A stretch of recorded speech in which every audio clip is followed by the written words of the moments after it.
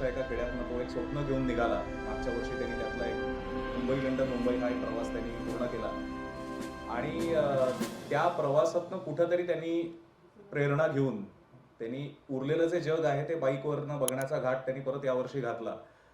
250 दिवस, 50 देश आणि जवळपास 60,000 किलोमीटरची त्याची ही राईड असणार आहे. योगेशची आत्ताच्या या लेगमध्ये आत्ताचा जो त्याचा बाईकचा जो हे होता म्हणजे जी आत्ताची एक्सपिडिशन होती त्याच्यामध्ये नॉटिंगहम शहरात मी चुकत नसेल तर त्याची बाईक चोरीला गेली. त्यावेळेला ज्या लोकांनी योगेशला खऱ्या अर्थाने सपोर्ट केलं, त्याला खऱ्या अर्थाने नवीन बाईक मिळवून देण्यासाठी प्रयत्न केले, तेच आपले प्रमुख पाहुणे म्हणजे तुम्ही सगळे जण.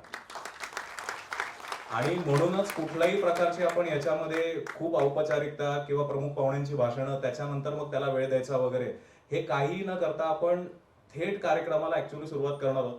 आणि त्याची पुढची जी एक्सपिडिशन आहे ती त्याला करणं अजून सुकर जावं आणि मागच्या या सगळ्या कटू आठवणी पुसण्यासाठी आपणच त्याच्या मागे उभे राहणं गरजेचं आहे. तर मी विजय केळकर काकांना विनंती करतो की त्यांनी योगेशचं स्वागत करावं. अत्यंत सुंदर असा शंखनाद त्यांनी केलाय, ते अतिशय सुंदर शंख वाजवतात.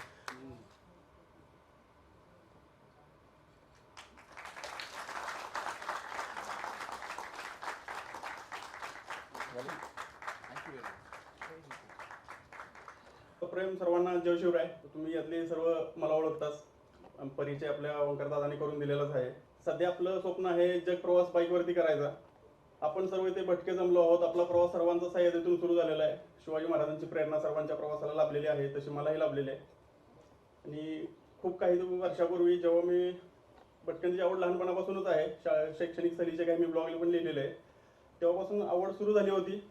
मुंबईमध्ये आल्यानंतर त्याला थोडंसं प्रोफेशनलिझम आला आणि गड किल्ले वगैरे भटकण्याची सवय जरूर झाली. आणि मागच्या आपला मुंबई लंडन मुंबई प्रवास झाला तर त्यावेळी मी घटना सांगितली होती त्याचे जे काही स्पीच वगैरे टॉक्स असतील त्यामध्ये, की जग प्रवास किंवा बॉर्डर क्रॉस करून आपलीच गाडी घेऊन बाहेर का जायचं.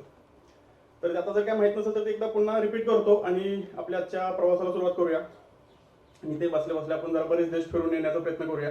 नक्कीच तुम्हाला आवडेल, मजा येईल. तर एकदा 2016 साली मी नॉर्थ ईस्टच्या प्रवासावरती गेलो होतो. शाईन होती माझ्या कोलकात्याच्या मित्राची 125 सीसीची. आणि सीसी मला कधीच मॅटर करत नाही किती सीसी आहेत, मला फक्त एक इंजिन लागतं, बसायला सीट लागते आणि हातात हँडल लागतो. आणि मग रस्ता किती असो, किलोमीटर किती असो, डझन मॅटर. 350 सीसी हवी बाईक हवी, मोठी बाईक हवी किंवा काय क्रूज कंट्रोल वगैरे, डझन मॅटर. सो 125 सीसीची बाईक घेऊन मी ऑगस्ट महिन्यात प्रचंड धुवांधार पावसामध्ये नॉर्थ ईस्ट भटकत होतो. आणि मला त्यावेळी बांगलादेशची बॉर्डर पाहिली होती, म्यानमारची बॉर्डर पाहिली होती, नेपाळची भूटानची पाहिली होती. तर त्यावेळी मला जायचं होतं चायनाची बॉर्डर पाहायला आणि त्याचं नाव होतं बुमला पास. खूप इंटरेस्टिंग जागा आहे ती बुमला, जिथे 1962चं युद्ध झालं होतं चायना बरोबरचं. आणि 62 साली तर ती खूप अतिशय खतरनाक विषय होता तो. तिथे सेला नुरा नावाच्या भगिनींनी जसवंत सिंग यांना मदत केली होती एका युद्धासाठी. आणि 72 तास एक योद्धा चायनाशी लढत होता पूर्ण एका बटालियनशी. तर ती एक इन्स्पिरेशन जागा होती की एक माणूस एवढं प्रचंड शौर्य कसं काय दाखवू शकतो. तर मला ती जागा पाहिजे होती. बुमला पासवरती जायचं होतं. आर्मीने परवानगी दिली नाही, ऑगस्ट महिना होता, सुरक्षेच्या कारणास्तव मला जागा मिळाली नाही. आणि एक हरियाणवी फौजी होता, त्याने डिस्कशन ऐकलं आणि त्याने त्याच्या मस्त फनी टोनमध्ये म्हटलं की तुला जर चायना बघायचीच आहे तर तू नथुला पासला जा. नथुला पासला इझिली ॲक्सेसिबल आहे, टुरिस्ट प्लेस आहे, तर जाऊ शकतो नथुला पास. तेव्हा मला एवढा अभ्यास नव्हता बॉर्डरचा. मी गुगलवरती टाकलं नथुला पास 1000 किलोमीटर आणि संपूर्ण भूटान देशाला वळसा घालून पलीकडच्या बाजूला नथुला पास होतं. मी त्यांना बोललो thank you very much, okay thank you, एक नवीन माहिती दिली. मी चाललो नथुला पास. तर 1000 किलोमीटरचं अंतर पार करण्यासाठी मी निघालो. गँगटोकला पोहोचलो आणि पाऊस पडला, लँडस्लाईड झाली आणि नथुला पास बंद झाला. मग ते रोड परमिट असतं, 2 दिवस आधीच मिळतं आपल्याला. तो परमिट मिळालं नाही. मी जिथं चेकपोस्ट असते तिथेपर्यंत गेलो तर लोक तिथली फौजी वगैरे बोलले की भाई कशाला लय बंद आहे, परमिट नाही दाखव वगैरे काय. म्हटलं मी पुढे जायला आलो नाही, मी एक शपथ घ्यायला आलोय. आणि त्या बॉर्डरवरती जाऊन मी शपथ घेतली की आता मी पुन्हा कधी बॉर्डरला येईल तेव्हा मी बॉर्डर क्रॉस करून पलीकडेच जाणार. आता बॉर्डर बघण्याचं स्वप्नच नाही माझं, मी स्वप्न कॅन्सल केलं. तर त्यावेळी ही एक स्पार्क उडला होता की आता बॉर्डर पार करून आपल्याला जायचंय. कुठे जायचंय काही ठरलं नव्हतं. घरी आल्यानंतर मॅप काढले, नकाशे काढले, तेव्हा ठरवलं की ठीक आहे आपण एक इनिशियल बेसिसवर बाईकवरती तर आता बाहेर जायचंच, तर आता जाऊ सिंगापूरला. मी सिंगापूरचा प्लॅन बनवला. आल्यानंतर सगळी तयारी झाल्यानंतर कळालं की म्यानमार बॉर्डर क्लोज आहे, म्यानमार बंद आहे, जाऊ शकत नाही. आणि 1 वर्ष वाट पाहिली. तेव्हा समजलं की अजूनही म्यानमार ओपन झालेलं नाही. म्हणजे 2022ची गोष्ट होती ही. म्यानमार बॉर्डर ओपन नाही झाली, सिंगापूरला जाण्याचं स्वप्न माझं असं ताटकळत पडलं होतं. मग त्यावेळी ठरवलं की आता आपण ह्याच्या पुढचा प्लॅन करू. म्हणजे पुढचं जे जग प्रवास हा टप्प्याटप्प्यात करायचा आहे. मी शेतकरी बॅकग्राऊंड, माझी घरी फॅमिली माझी शेतकरी, दुष्काळी भाग, कडेगाव, त्यामुळे असं एकदाच गेलो आणि जग फिरून आलो ही काही आपली पात्रता नाही आहे. सो म्हणजे टप्प्याटप्प्यात करू, 2 वर्ष काम करायचं, पैसे कमवायचे आणि जायचं. सो म्हटलं ठीक आहे, आता पुढचा जो टप्पा आहे आपला लंडन, तो घेतला, तो पोस्टपोन केला, लंडनला गेलो, जाऊन आलो, त्याच्याबद्दल सर्वांना माहितीच आहे. आणि त्याच्यानंतर पुढचा टप्पा होता तो उत्तर गोलार्धातून जायचा, म्हणजे इथून नॉर्थ कॅपला जायचं, इथून चायना क्रॉस करायचं ते. तर त्या प्रवासासाठी सुरुवात केली. तर आपण त्याच्याबद्दल आता आपण बोलतोय. ही परवाची न्यूज आहे. सहज मी गुगलवरती चेक करत होतो की कुठे कुठे आपल्या बातम्या आलेल्या आहेत. आपण जो काय आपल्यासोबत जी काही घटना घडली तर ती वाईट घडली, अशी कोणासोबतही घडू नये. मी असं 1 महिना प्रार्थना हेच करतोय की मी यातून कसा तरी सुटलोय, पण कुठल्याही प्रवासासोबत अशी घटना घडू नये, त्याचं सर्वस्व चोरीला जावं. तिथे आपले शिवाजी महाराजांची प्रेरणा असल्यामुळे मी हा तो लढा तिथे ब्रिटिशांच्या भूमीवर लढू शकलो काही काळ. तर ही बातमी होती की सप्टेंबर महिन्यामध्ये युकेला ट्रेंडिंग ठेवण्यासाठी काही 3-4 कारणं होती. त्यामध्ये पहिलं कारण होतं योगेश आलेकरी गुगलवरती. आणि युकेमध्ये बाईक चोरीचा केस करणे म्हणजे पंजाबमध्ये सलूनचं दुकान टाकण्यासारखं आहे. ज्याला तिथं काही किंमत नाही, त्याला काही कोणी फिरकणार नाही तिकडे. तिथे सर्रास बाईक चोरी होतात. पहिल्याच पोलिसांचा उत्तर होतं मला की 300 बाईक चोरी होतात महिन्याला. मी त्यांना सांगितलं, मी तुमचा स्कोर ऐकून अप्रिशिएट करायला आलेलो नाहीये. तुम्हाला ज्या गोष्टीची लाज वाटली पाहिजे ती तुम्ही अभिमानाने मिळवताय. असा प्रकार. म्हणजे तेव्हाच मला लक्षात आलं की इथे या गोष्टीला काहीच किंमत नाही. तर आपण बाईक चोरीचा विषय पुन्हा घेऊ. प्रत्येक हा दिसला फोटोवरून आठवण केली. आणि दुसरी गोष्ट अशी की मी मागच्या 1 आठवडा एवढा गडबडीत होतो. काही दिवसापूर्वी मी 2 दिवसापूर्वी लंडनमध्ये होतो. तिथे आता जी बाईक गिफ्टेड मिळाली आपल्याला त्याचं सेट करायचं होतं, ॲक्सेसरीज वगैरे होतात. आणि भारत आपला खूप कन्व्हिनियंट देश आहे. म्हणजे इथं मी सकाळी बाईक घेऊन बाहेर पडलो तर संध्याकाळपर्यंत मला हवे ते ॲक्सेसरीज काही पैसे देऊन सहज मिळू शकतात. युकेमध्ये किंवा परदेशात कुठे तुम्हाला झेरॉक्स जरी काढायचा असेल तरी तो प्लॅन करून गुगल मॅप लावून तिथं जाऊन अपॉइंटमेंट घेऊन करावं लागतं. सो बाईक रेडी करणे हा खूप मोठा टास्क आहे. पूर्ण लंडन फिरून लंडनच्या बाहेर 50 किलोमीटर, एका ठिकाणी तर मला टॉप बॉक्स घेण्यासाठी 107 किलोमीटर जावं लागलं होतं. सो मागचे काही दिवस खूप गडबडीचे होते. मला पीपीटी बनवता आली नाही. तरीही म्हटलं की आता आपण एवढं बोलतोय, प्रवासाचा विषय, तर काही फोटो असावे. त्यामुळे मी एक फोल्डर बनवला सकाळीच. कारण मी 13 तासाची फ्लाईट होती. त्याच्यानंतर मुंबईला उतरलो. काल फुल डे पाऊस. माझी हिमालयन इथं पार्क होती, ती ऑइल बॅटरी चार्ज करणे हे सगळं करून संध्याकाळी 7ला निघालो. पूर्ण पावसात इथे आलो. सो वेळच नाही भेटला आपल्याला की तुम्हाला एक छानसं प्रेझेंटेशन दाखवायला. त्यामुळे हे आपल्या औपचारिक गप्पा असतील. अर्धा 1 तासानंतर आपण काही प्रश्न विचारू, म्हणजे मलाही कळेल की तुमच्या डोक्यात काय प्रश्न आहेत आणि तुम्हाला कुठल्या दिशेने आपल्याला नरेशन करायचं आहे. म्हणजे प्रत्येक प्रवासाला एक उद्देश असतो. मागच्या प्रवासाचा उद्देश होता की मला सेंट्रल एशियामधल्या आणि सेंट्रल युरोपमधल्या ऐतिहासिक ठिकाणं पाहिजे होती. जसं की Cyrus the great. Cyrus the great हा 2500 वर्षापूर्वी होऊन गेलेला ग्रेट राजा होता. आणि आपण जे आपल्याला आपण हिंदू म्हणतो, तर हिंदू हा शब्द पहिल्यांदा लिखित स्वरूपात मिळाला असेल तर तो सायरस द ग्रेट याच्या शिलालेखामध्ये. तिथे अवेस्ता लँग्वेजमध्ये हिंदू, पर्शियन लँग्वेजमध्ये स हा शब्द नाहीये, त्यामुळे ते सिंधूला ह म्हणतात, स ला ह म्हणतात. त्यामुळे त्यांनी सिंधूच्या पलीकडे राहणारे सिंधूस म्हणजे हिंदूस असा उल्लेख केला होता. आणि त्या रेफरन्सनेच आपल्याला नंतर हिंदू हे नाव पडलं असं माझ्या अभ्यासात आलेलं आहे. तर मला ती जागा पाहिजे होती, तो शिलालेख. आता ती भाषाही अस्तित्वात नाही, अविस्ता नावाची लँग्वेज. फक्त मला माहिती आहे की या शिलालेखमध्ये तो उद्देश आहे, तो शब्द आहे. तो मी गेलो होतो. त्यानंतर मला इस्तांबूलला जायचं होतं. मला सिल्क रूटमधलं बरेच काही ठिकाणं पाहिजे होती. इस्तांबूल शहर 2002 पासून माझ्या डोक्यात होतं. कॉन्स्टँटिनोपल पडलं आणि खुशकीचे मार्ग बंद झाले. यासाठी मला 2 मार्क मिळाले होते 6वीत असताना. तर त्यामुळे म्हटलं आपण कुठल्या गोष्टीला मार्क घेतोय ते जाऊन पाहावं. त्यामुळे मला ती कॉन्स्टँटिनोपल हे गाव पाहायचं होतं. त्याचं नाव नंतर ते इस्तांबूल, आणि ते सिल्क रूटमधलं खूप महत्त्वाचं होतं. ट्रॉय 2008 साली आपण ट्रॉय सर्वांनी पाहिला असेल. तर तो ट्रॉयचं युद्ध कोणत्या किनारी झालं, तो ट्रॉयचा घोडा काय, आज आपण ट्रोजन हॉर्स नावाचा बग आपण कम्प्युटर याच्यामध्ये वापरत असतो. सो ते ठिकाण कुठं घडलं ते पाहायचं होतं मला. 4000 वर्षापूर्वी अथेन्स नावाचं ठिकाण होतं. 4000 वर्षापूर्वी ऑलिम्पिक सुरू झालं अथेन्समधून. तर ते अथेन्स कसं आहे, जिथून ऑलिम्पिक, मॉडर्न ऑलिम्पिक 1781ला सुरू झाले, 91ला, ते कुठून सुरू झाले, किंवा एन्शियंट ऑलिम्पिक्स, ते मला ठिकाण पाहायचं होतं. अल्बर्ट आइन्स्टाईन ते कुठे राहतात, त्यांनी कुठे बसून हे सगळे पराक्रम केले, ज्यांचे करामती ऐकून लहानाचे आपण मोठे झालो, त्यांचं घर पाहायचं होतं मला. निकोला टेस्ला या व्यक्तीने एसी करंट, डीसी करंट मध्ये असा क्रांतिकारक विषय केला की आपण आज एवढ्या इलेक्ट्रॉनिकमध्ये प्रगती केली. त्या सायंटिस्टचं घर पाहायचं होतं, म्हणून मी सर्बियामध्ये गेलो होतो. डंकीचा किनारा पाहायचा होता की तिथे 3,38,000 सैनिकांचं रेस्क्यू झालं होतं. आजपर्यंत जगामध्ये लोकांचं, स्थानिकांचं रेस्क्यू झालेलं असतं. सैनिकांच्या एका एवढ्या मोठ्या बटालियनचं रेस्क्यू होण्याचं काम एकाच ठिकाणी घडलं होतं, डंकेरचा किनारा. त्यामध्ये फ्रेंच आणि ब्रिटिश सैनिक होतं. तर हा डंकीरचा किनारा कसा आहे, ह्या किनाऱ्यावरून ह्यांचं रेस्क्यू करून ह्यांना ब्रिटिश किनाऱ्यावर घेऊन गेले. त्यावेळी त्यांनी आवाहन केलं होतं विस्टन चर्चरनी की तुमच्या सर्वांच्या मासेमाऱ्यांच्या बोटी आहेत त्या द्या, कारण हा किनारा छोट्या मोठी जहाजं जाऊ शकत नाही. तर छोट्या छोट्या बोटीतून अशी 3.5 लाख सैनिक ब्रिटनच्या किनाऱ्यावर आणले होते. तो मला किनारा पाहिजे होता, म्हणून तो प्रवासाचा तो रोड होता. मला ब्रायटनला जायचं होतं, कारण तिथे सावरकरांनी जे कविता रचली होती की ने मजसी ने परत मातृभूमीशी सागरा प्राण तळमळला. तर त्या किनाऱ्यावर गेल्यावर खरंच प्राण तळमळतोय का, किंवा काय भावना होती की इतकं मोठं महाकाव्य त्यांनी लिहिलं असेल. आजरामर एक कविता रचली, म्हणून मला त्या किनाऱ्यावर जायचं होतं. हे ऑन वे नावाचं एक गाव आहे, जगातलं पहिलं पुस्तकांचं गाव. आपल्याला माहिती आहे की भिलार आपण भारतातलं पहिलं म्हणतो, तर जगातलं पहिलं पुस्तकांचं गाव हे ऑन वे आहे, हे नदीच्या किनारे.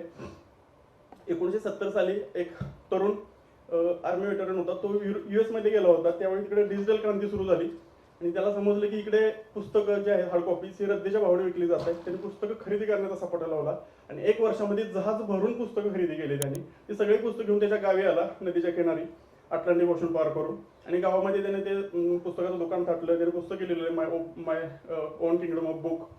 तर ते पहिलं पुस्तकाचं गाव ते मला पाहिजे होतं. 70-80 घराचं गाव आहे आणि वेल्समध्ये खूप कोपऱ्यामध्ये.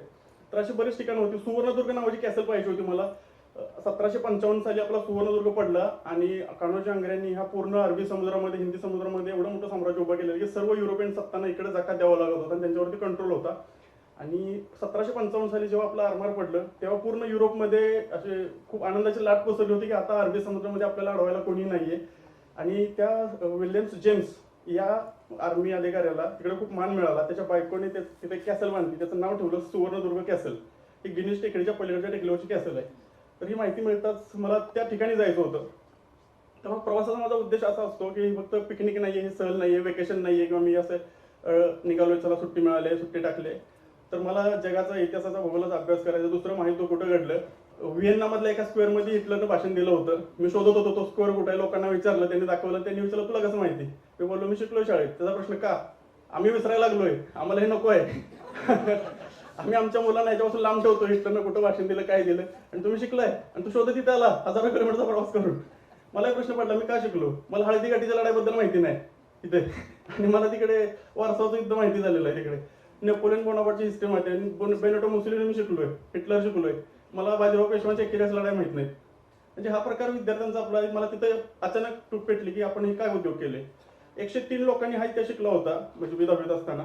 मला वाटतं 3-4 लोक जर्मनीला गेले असतील, आणि त्यातला मी एकटा त्या जागेवर गेलो. म्हणजे आता कुणाला काही उपयोग झाला नाही. उपयोग एवढाच की काही 10 मार्क मिळाली, दीर्घ उत्तरे द्या वगैरे. तर याच्यावरती आम्हाला काही उपयोग नाही. त्यापेक्षा आम्ही इथले लढाई शिकलो असतो, फिरता फिरता कधी गेलो असतो इकडे हळदी घाटीला, किंवा अशी बरीच उदाहरणं झाली इथे. सर अशा प्रवासाचा उद्देश घेऊन निघालो. यावेळी मला जायचं होतं सिल्क रूटमधून. सिल्क रूट बद्दल खूप माझं अट्रॅक्शन होतं, लहानपणापासून ऐकलं. लहानपणापासून नाही, गेल्या 10 वर्षापासून, तेव्हा मी लहानच होतो आतापेक्षा. त्यामुळे तर मला सिल्क रूट पाहिजे होता. मी आजपर्यंत हिमालयामध्ये बरंच ट्रेकिंग केलं. ह्या हिमालयाच्या पलीकडे काय आहे, हिमालयाच्या पलीकडे तिबेट आहे, पण तो कसा दिसतो, कसा तिबेट आहे. तिबेटवरती गाडी चालवायची आहे मला. तिबेटमध्ये कैलास मानसरोवर आहे, लासा आहे, बरेच हिस्टॉरिकल. तिबेटबद्दल आपण खूपच क्युरियस आहोत. ती चायनाला कॉन्कर केलेलं आहे, ती जागा पाहिजे मला, तिथे गाडी चालवायची. आणि अचानक मी प्लॅन केला. मी चायना क्रॉस करून चायनामध्ये प्रवेश करणे अतिशय डिफिकल्ट आहे, आणि त्यात आपली बाईक घेऊन जाणे हे खूपच चॅलेंजिंग टास्क आहे. आणि आईवडिलांची पुण्य आहे, त्यामुळे मला ती संधी मिळाली. मी सगळं हे मॅनेज केलं. मी चायनामध्ये गेलो, तिबेटला गेलो, एव्हरेस्ट बेस कॅम्पला मी तिबेट साईडनं गेलो.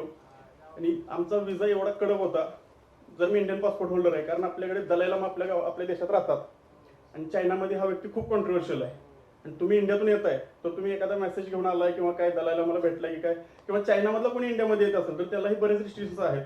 आणि आपलं कैलास मानसरोवर तिकडे आहे, आपलं काहीतरी आपण काय म्हणतो एखादं पवित्र ठिकाण तिकडे आहे, तिथल्या लोकांचा पवित्र माणूस इकडे आहे. त्यामुळे हे क्लॅशेस आपल्याला विजा घेताना, प्रवास करताना जाणवतात. त्यातलं सर्वात महत्त्वाचं हे होतं की बॉर्डर क्रॉस करताना आपली पुस्तकं, माझ्याकडे काय बॅनर्स होते, वसुदेव कुटुंब, ही पुस्तकं घेऊन गेले. त्यांनी ते ट्रान्सलेशन केलं, डिस्कस केलं की याचे अर्थ काय होतात. कोणताही क्रांतीचा मेसेज आपल्या देशात आला नाही पाहिजे. तुम्ही ड्रोन घेऊन या, कॅमेरा घेऊन या, शूटिंग करायला काय फरक पडत नाही. जगभरातील लोक घाबरतात, ड्रोन आणणार चालणार नाही, कॅमेरा नाही. चायनाचं काय फरक आहे, तुम्ही ड्रोन तुम्ही काय आमचं वाकडं करू शकत नाही ड्रोन आणि याने. तुम्ही फक्त क्रांतीची मशाल आणायची नाही आमच्या देशात. त्यामुळे माझी पुस्तकं चेक केली, आणि माझ्या समोर एखादं पुस्तक त्यांनी जप्त केलं, हे पुस्तक चालणार नाही इकडे म्हणून. तर त्यापैकी, कारण फायर अंडर द स्नो नावाचं पाल्डेन गॅल्पन एक पुस्तक लिहिलेलं आहे.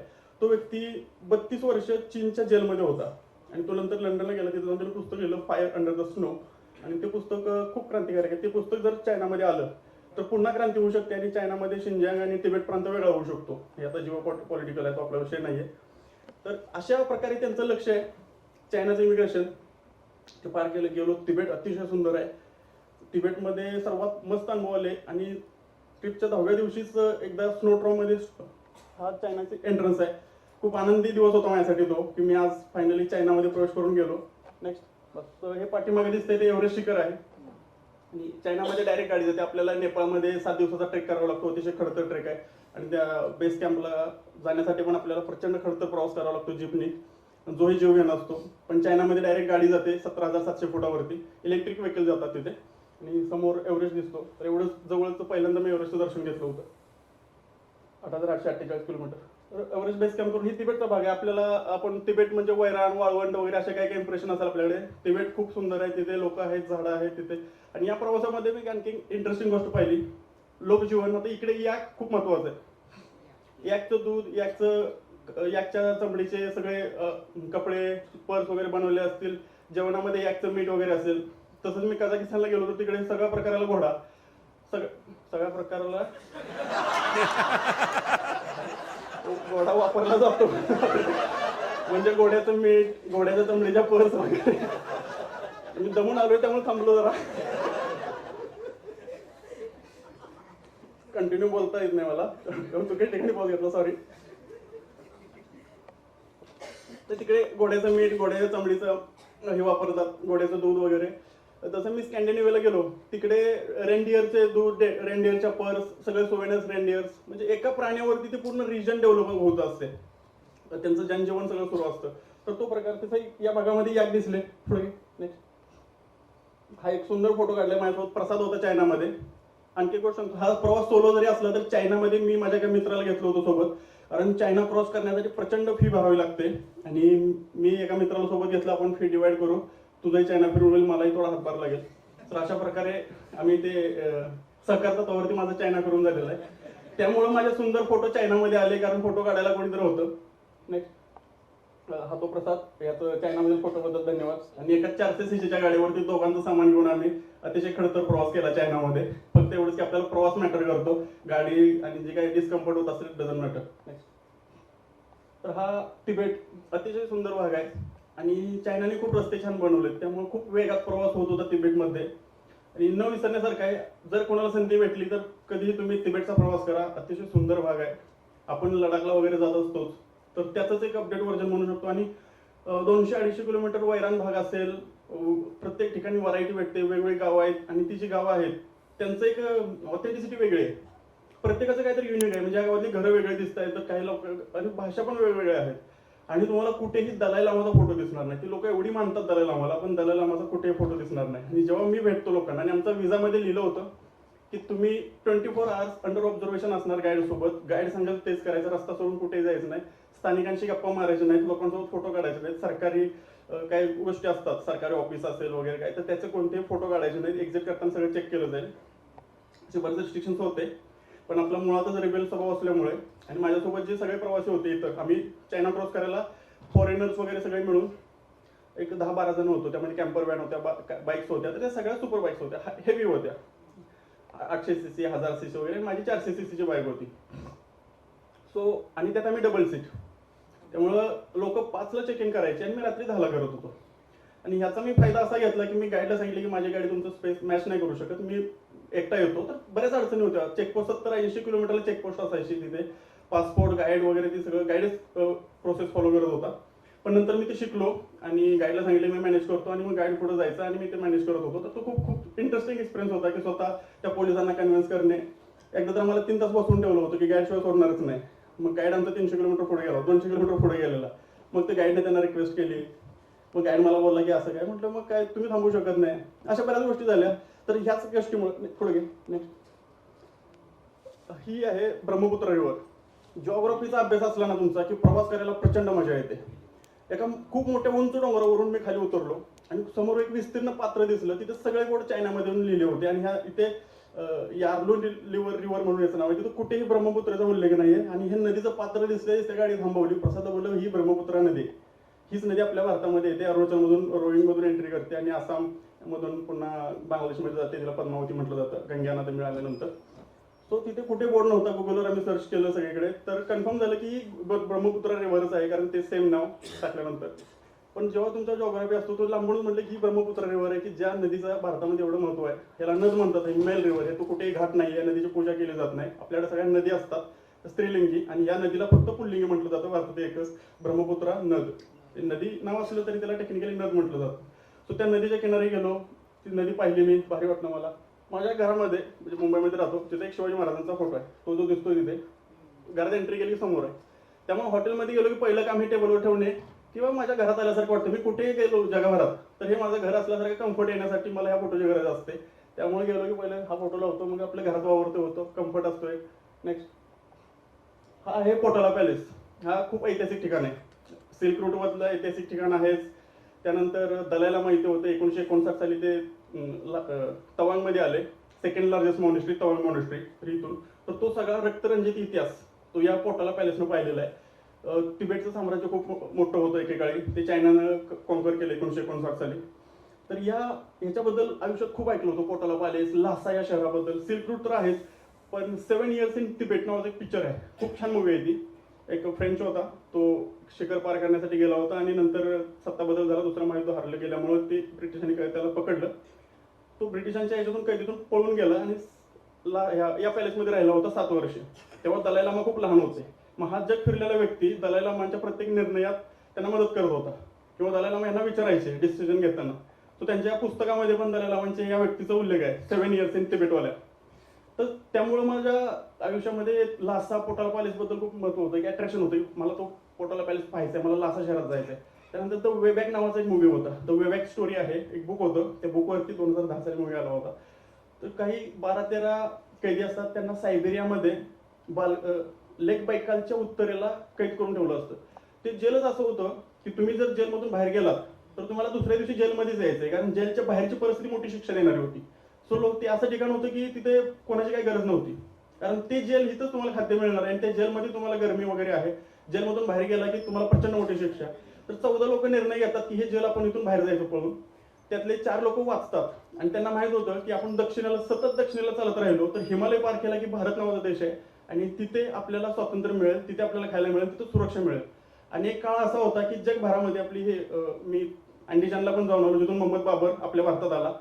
त्या देशात गेल्यावरती मला कळालं की ह्या लोकांना सारखं दर 2 वर्षांनी किंवा दर 10 वर्षांनी भारतावर आक्रमण करायला का लागत होतं. कारण त्यांना माहित होतं हिंदुकुश पर्वत पार केल्यानंतर सिंधूचं खोरं आहे, तिथे जमीन आहे, माती आहे, पाऊस पडतो, 3 ऋतू आहेत आणि तिथे गेल्यानंतर खाद्य मिळेल. तिथून लुटालूट केली की आपली जनता 2 वर्ष जगेल. सो आपल्याला 1000 वर्षापासून मोहम्मद घोरीपासून गजनी वस्ती ही सगळ्यांची आक्रमण होत गेली. कारण ह्या भागात सगळ्यांना माहित होतं की हिमालय पार केला की एक देश आहे, तो सुजल संपन्न आहे. आता आपल्याला म्हणतात की ब्रिटिश आल्यामुळे आपण सुधारणा वगैरे केली. तर आपण जेव्हा बाहेर जाऊन बघतो, आपल्याला दुसऱ्या कोणीतरी ज्ञान दिलेलं आहे त्याच्यावर आपलं मत बनतं. पण जेव्हा बाहेरच्या जगातून आपण बघतो तेव्हा सर्वांचं हेच मत असतं की एकेकाळामध्ये भारताचे कनेक्शन असणे. रोम मेगॅस्थिनीस नावाचा एक लेखक आहे, लेखक नाही प्रवास म्हणता येईल, 2000 वर्षापूर्वी तो भारतात आलेला. त्याने पुस्तक लिहिलं होतं इंडिका, तो ग्रीकमधून आला होता. म्हणजे तेव्हापासून प्रत्येक प्रवाशाला भारतात जाण्याची गरज वाटत होतं. मी अफानासा निकितीचा विषय घेणार आहे, त्याच्याकडे पण जाणार आहे. तर सर्वांना माहित होतं की हिमालय पार केला की भारत आहे आणि तिथं खूप सुजल संपन्न देश आहे. सो असंही त्यांना वाटत होतं. ते आले, मंगोलियाचं गोबी डेझर्ट पार केल्यानंतर एका बॉर्डरवर त्यांना अडवलं. त्यांना फक्त एकच शब्द येत होतो की लासा, आम्हाला लासाला जायचं आहे. आणि मग ते लासाला घेऊन येतात, तिथून ते भारतात येतात सिक्कीममध्ये. सो लासा हा शब्द आयुष्यात खूप वेळा आला. सो मला त्या शहरात जायचं होतं आणि तिथे एक रेल्वे स्टेशन आहे, ते मला जाता नाही आलं, गाईडने मला तिथे अलाव केलं नाही, कारण सिटीमध्ये होतो, सेन्सिटिव्ह भाग होता. मी भारतातून आलो. बीजिंग ते लासा एक रेल्वे बनवलेली आहे, ते एका व्यक्तीचं स्वप्न होतं आणि त्यामध्ये प्रचंड लोक मेली तो रस्ता बनवताना. आणि तो खूप ॲडव्हेंचरस आहे, मेगा प्रोजेक्ट आहे. तुम्ही गुगलवर पाहिले तर खूप इंटरेस्टिंग माहिती मिळेल. ते मला स्टेशन पाहिजे होतं तिबेटमधलं, लासामधलं रेल्वे स्टेशन, की याच्यासाठी एवढा इतिहास झालेला आहे. आणि तिथं रेल्वे पोहोचवण्यासाठीचा प्रकार मी पाहिलेला आहे की 17,000 फुटावरती आम्ही बर्फात अडकलोय आणि बाजूने रेल्वे सुरू आहे 17,000 फुटावरती. तर चायनाने तिबेटने खूपच प्रगती केली आहे, त्याला तोडच नाही. ते 40 वर्ष आपल्या पुढे गेलेले आहेत की 17,000 फुटावरती त्यांच्या सुप्रवास रेल्वे सुरू आहेत आणि आम्ही रस्त्यावरती बर्फात अडकलोय. सो तेव्हा मला त्या स्टेशनचं महत्त्व कळालं की तिबेटला रेल्वे पोहोचवणे. सो मला ते पाहिजे होतं, पाहता नाही आलं. योगायोगाने आमच्याकडे एक नोट होती आणि तिथे गेल्यानंतर सर्व लोक या नोटेचा याच्यासोबत फोटो काढत होते. नंतर मीही चेक केली सगळं कॅश, तर माझ्याकडे एक नोट होती की त्या पोटाला पहिल्याचा फोटो असणार, 50 युआन, 12 रुपये एक युआन, आपला 12 इंडियन रुपीज. सो नेक्स्ट त्यानंतर हा तिथला हायेस्ट पास टोंगुल्ला आणि आपल्याकडे एक पास आहे टंगलंगला पास. दोन्हीची हाईट सेम आहे. आपलाही 17,700 आणि हाही 17,700 फूट आहे. आणि हा खूपच चॅलेंजिंग विषय होता हा. तर ह्या 2 फोटोमध्ये एक प्रचंड बर्फाचं वादळ आलं आणि त्यामध्ये मी अडकलो. तर इथे आता मी एकटाच आहे आणि हा फोटो दुसऱ्याने काढलेला आहे. तर त्यावेळी गाईडला आमचं 500 किलोमीटरचं डिस्टन्स होतं. त्यामध्ये गाईडनं काय सांगितलं आमच्या की जो प्रसाद डबल सीट आहे तो माझ्या कारमध्ये चल, कारण आज जरा चॅलेंज आहेत बोलला तो. त्यानं बाकीचं काय सांगितलं नव्हतं. आणि दुपारनंतर स्नोफॉल सुरू झाला. आमच्यासोबतच्या बाईक्स होत्या, त्यांनी ट्रक बोलवले, बाईक ट्रकमध्ये टाकले आणि ते ट्रकने गेले. आणि जे काही बाकी लोक गाईड कार बिर सगळे पुढे गेले. आणि मलाही विचारलं तुम्ही ट्रकमध्ये गाडी टाकायची, कारण कॉन्ट्रीब्युशन विचारलं तर माझ्या वाटणीला काहीतरी 18-20 हजार येत होते. आणि आता तुम्ही सांगा शेतकऱ्याच्या पोराला परवडणार आहे का 18-20 हजार टाकून ट्रकमध्ये गाडी चालवायला? जोगोपार. पण मी म्हणलो की काही हरकत नाहीये, मी गाडी चालवत येतो स्वतः. मला पुढच्या येणाऱ्या संकटाची कल्पना नव्हती. मी म्हटलं माझी हलकी गाडी आहे, 4 सीट एकटा आहे, मी एन्जॉय करत येईन. आणि फक्त पासच पार करायचे. तर हिमालयामध्ये मी केलेले आहेत ऑलरेडी. एका पासवरती गेलो, 17,000 फूट पार केल्यानंतर दुसरा पुढचा 15,000 फुटाचा होता. तिथून मी लाईव्ह पण केलं होतं, जर तुम्ही फॉलो करत असेल तर. असेल खूप टाइमपास केला, खूप छान वातावरण होतं. असं वाटत होतं जगाच्या, कारण रूफ ऑफ द टॉप म्हणतात तिथे क्षितिज असं खूप जवळ दिसतं. म्हणजे आपण वरती आहोत, आपल्याला खूप लांब पाहावं लागतं क्षितिजासाठी, हॉरायझन लाईन. तिथं खूप सुंदर होतं. आणि त्यानंतर पुढचे 150 किलोमीटर 150 ते 200 किलोमीटर मी 15,000 फुटावरच होतो. आणि आपल्याकडे पद्धत अशी असते की पास चढला की 10 मिनिटात आपण खाली उतरतो, पुढे उतार लागतो आणि आपण लगेच 9,000 फुटावरती येतो. त्यामुळे ऑप्शन लेवल वगैरे होतं आणि पुन्हा आपलं नॉर्मल रुटीन सुरू होतं. पण हा पास असा होता की पुढचे 200 किलोमीटर अंदाजे मी 15,000 फुटावरतीच होतो. आणि दुपारनंतर तुम्हाला सर्वांना माहिती असलं पाहिजे की हाय पासेचं वातावरण हे दुपारनंतर बदलतं. त्याच्यामुळे आपण सकाळी मॉर्निंगलाच राईड करत असतो आणि दुपारपर्यंत राईड आपली स्टॉप व्हायला हवी सुरक्षेच्या कारणास्तव, कारण हाय पासेस नंतर वातावरण बिघडलेलं असतं. आणि हे लोक सगळे गेले सकाळी लवकर निघून. आणि माझा उद्देश असाच की आपण आलोय, जरा वेळ स्पेंड केला पाहिजे, जरा टाइम स्पेंड केला पाहिजे, मजा घेतली पाहिजे. नंतर मला परिस्थितीचं गांभीर्य लक्षात आलं. रस्त्यावरचे ट्रक्स फक्त होते आणि प्रचंड मोठा स्नोफॉल झाला. स्नोफॉल होणे आणि स्नो स्ट्रॉंग होणे यातला फरक मला त्या दिवशी कळाला. नेक्स्ट डे मोबाईल काढण्यासाठी, फोटो काढण्यासाठी काही चान्स नव्हता. प्रचंड स्नोफॉल सुरू होता. ग्लोव्ज आणि स्नोफॉल असतो तो खूप छान होतो, स्नोफ्लेक्स असतात. पण स्नोस्ट्रॉम होतो, प्रचंड वेगाने दोन्ही बाजूने वारा येतो आणि ते असे बर्फाचे लपके हेल्मेटवर पडत होते. तर माझा एक हात कंटिन्यू वाईप करत होता. ओपन केलं की तोंडावरती बर्फ यायचं की पॅक व्हायचं. तर ही गाडीची जी अवस्था अशी बघताय तुम्ही, तर अशी अवस्था माझ्या हेल्मेटची सगळ्या बॉडीची झाली होती. मग एक हात एकदम फ्रीजिंग झाला होता. आणि फ्रोस्ट बाईट नावाचा शब्द ऐकला असेल तुम्ही. तर मला होतं की आजच्या प्रवासात मी 1-2 बोटं गमावू शकतो, इतक्या परिस्थिती झाली होती. मी अर्ध्या तासानंतर गाडी थांबवायची, ग्लोव्ज काढायचा, हात गरम करायचा, कारण बॉडी आपल्याला तो मुवमेंट वॉर्म ठेवला पाहिजे, नाहीतर आपली नर्वस सिस्टम ते डॅमेज होते. सो एका स्टेजला गेलं की थांबायचं, ग्लोव्ज काढायचे, हात गरम करायचा. आणि हा माझा कंटिन्यू ॲक्सिलेटरवर होता, त्यामुळे हा गरम होता. त्याची एक बॉडी वॉर्म तयार झाली होती. आणि सो हा जो त्यावेळी मी व्हिडिओमध्ये पण बोललो होतो की चॅलेंजेस तो चाहिए थे, बट इतना बड़ा नहीं एक्सपेक्ट किया था, उससे बड़ा आगे भी निकल गया एक. तर इथे प्रचंड बर्फ होता आणि 15,000 फूट असल्यामुळे हॉरायझन लाईन अशी खूप जवळ होती. पूर्ण व्हाईट वॉश आजूबाजूला दिसतोय. ट्रक कुठेतरी एक दिसत होता आणि ट्रक बाजूला गेला की सगळा चिखल वगैरे उडत होता, कारण बर्फामुळे तिथे रस्ते खराब होते त्या भागात. आयुष्यातला मी 47 देश फिरलो आणि 2 लाख किलोमीटरपेक्षा जास्त गाडी चालवली. सर्वात चॅलेंजिंग तो रूट होता, कारण चॅलेंज सगळ्याच बाजूने. प्रचंड थंडी, सोसाट्याचा वारा, गाडी इकडे तिकडे हलते, प्रचंड बर्फ पडतोय, थंडी आहे, हात फ्रीज होतोय, बाजूने ट्रक गेला की चिखल उडतोय, दिसत नाही पुढे काय, किती बोर्ड वाचता येत नाहीयेत, फोन काढता येत नाही, गाईड वगैरे त्यांना तर तिकडे वेगळं टेन्शन. पण प्रसादनं सांगितलं की त्याचं काय टेन्शन घेऊ नका, तो सरपटत का होईना पण तो पोहोचेल. तेवढी मला त्याची खात्री आहे. सो रात्री मी 11 वाजता हॉटेलला पोहोचलो. त्यानंतर मला तो पास उतरल्यानंतर मला वाटलं आता झाली सुटका. पण स्नोफॉल जेव्हा वरती असतो तेव्हा तोच स्नोफॉल जेव्हा उंची कमी होती तेव्हा त्याचा पाऊस सुरू होतो. सो मी खाली आलो आणि पुन्हा पावसात अडकलो. मग एका पेट्रोल पंपावरती थांबलो, तर असं बर्फाची चादर होती बाजूला, सगळं तुम्हाला बाजूला दिसते व्हाईट. त्याचा व्हिडिओ होता, तो आता चोरीला गेला व्हिडिओ गोफरमधला. तो खूप छान इंटरेस्टिंग ते सर्व होतं. म्हणजे आल्यानंतर इंटरेस्टिंग वाटलं, पण त्यावेळी खूप थ्रिलिंग होतं की मी पोहोचतोय की नाही.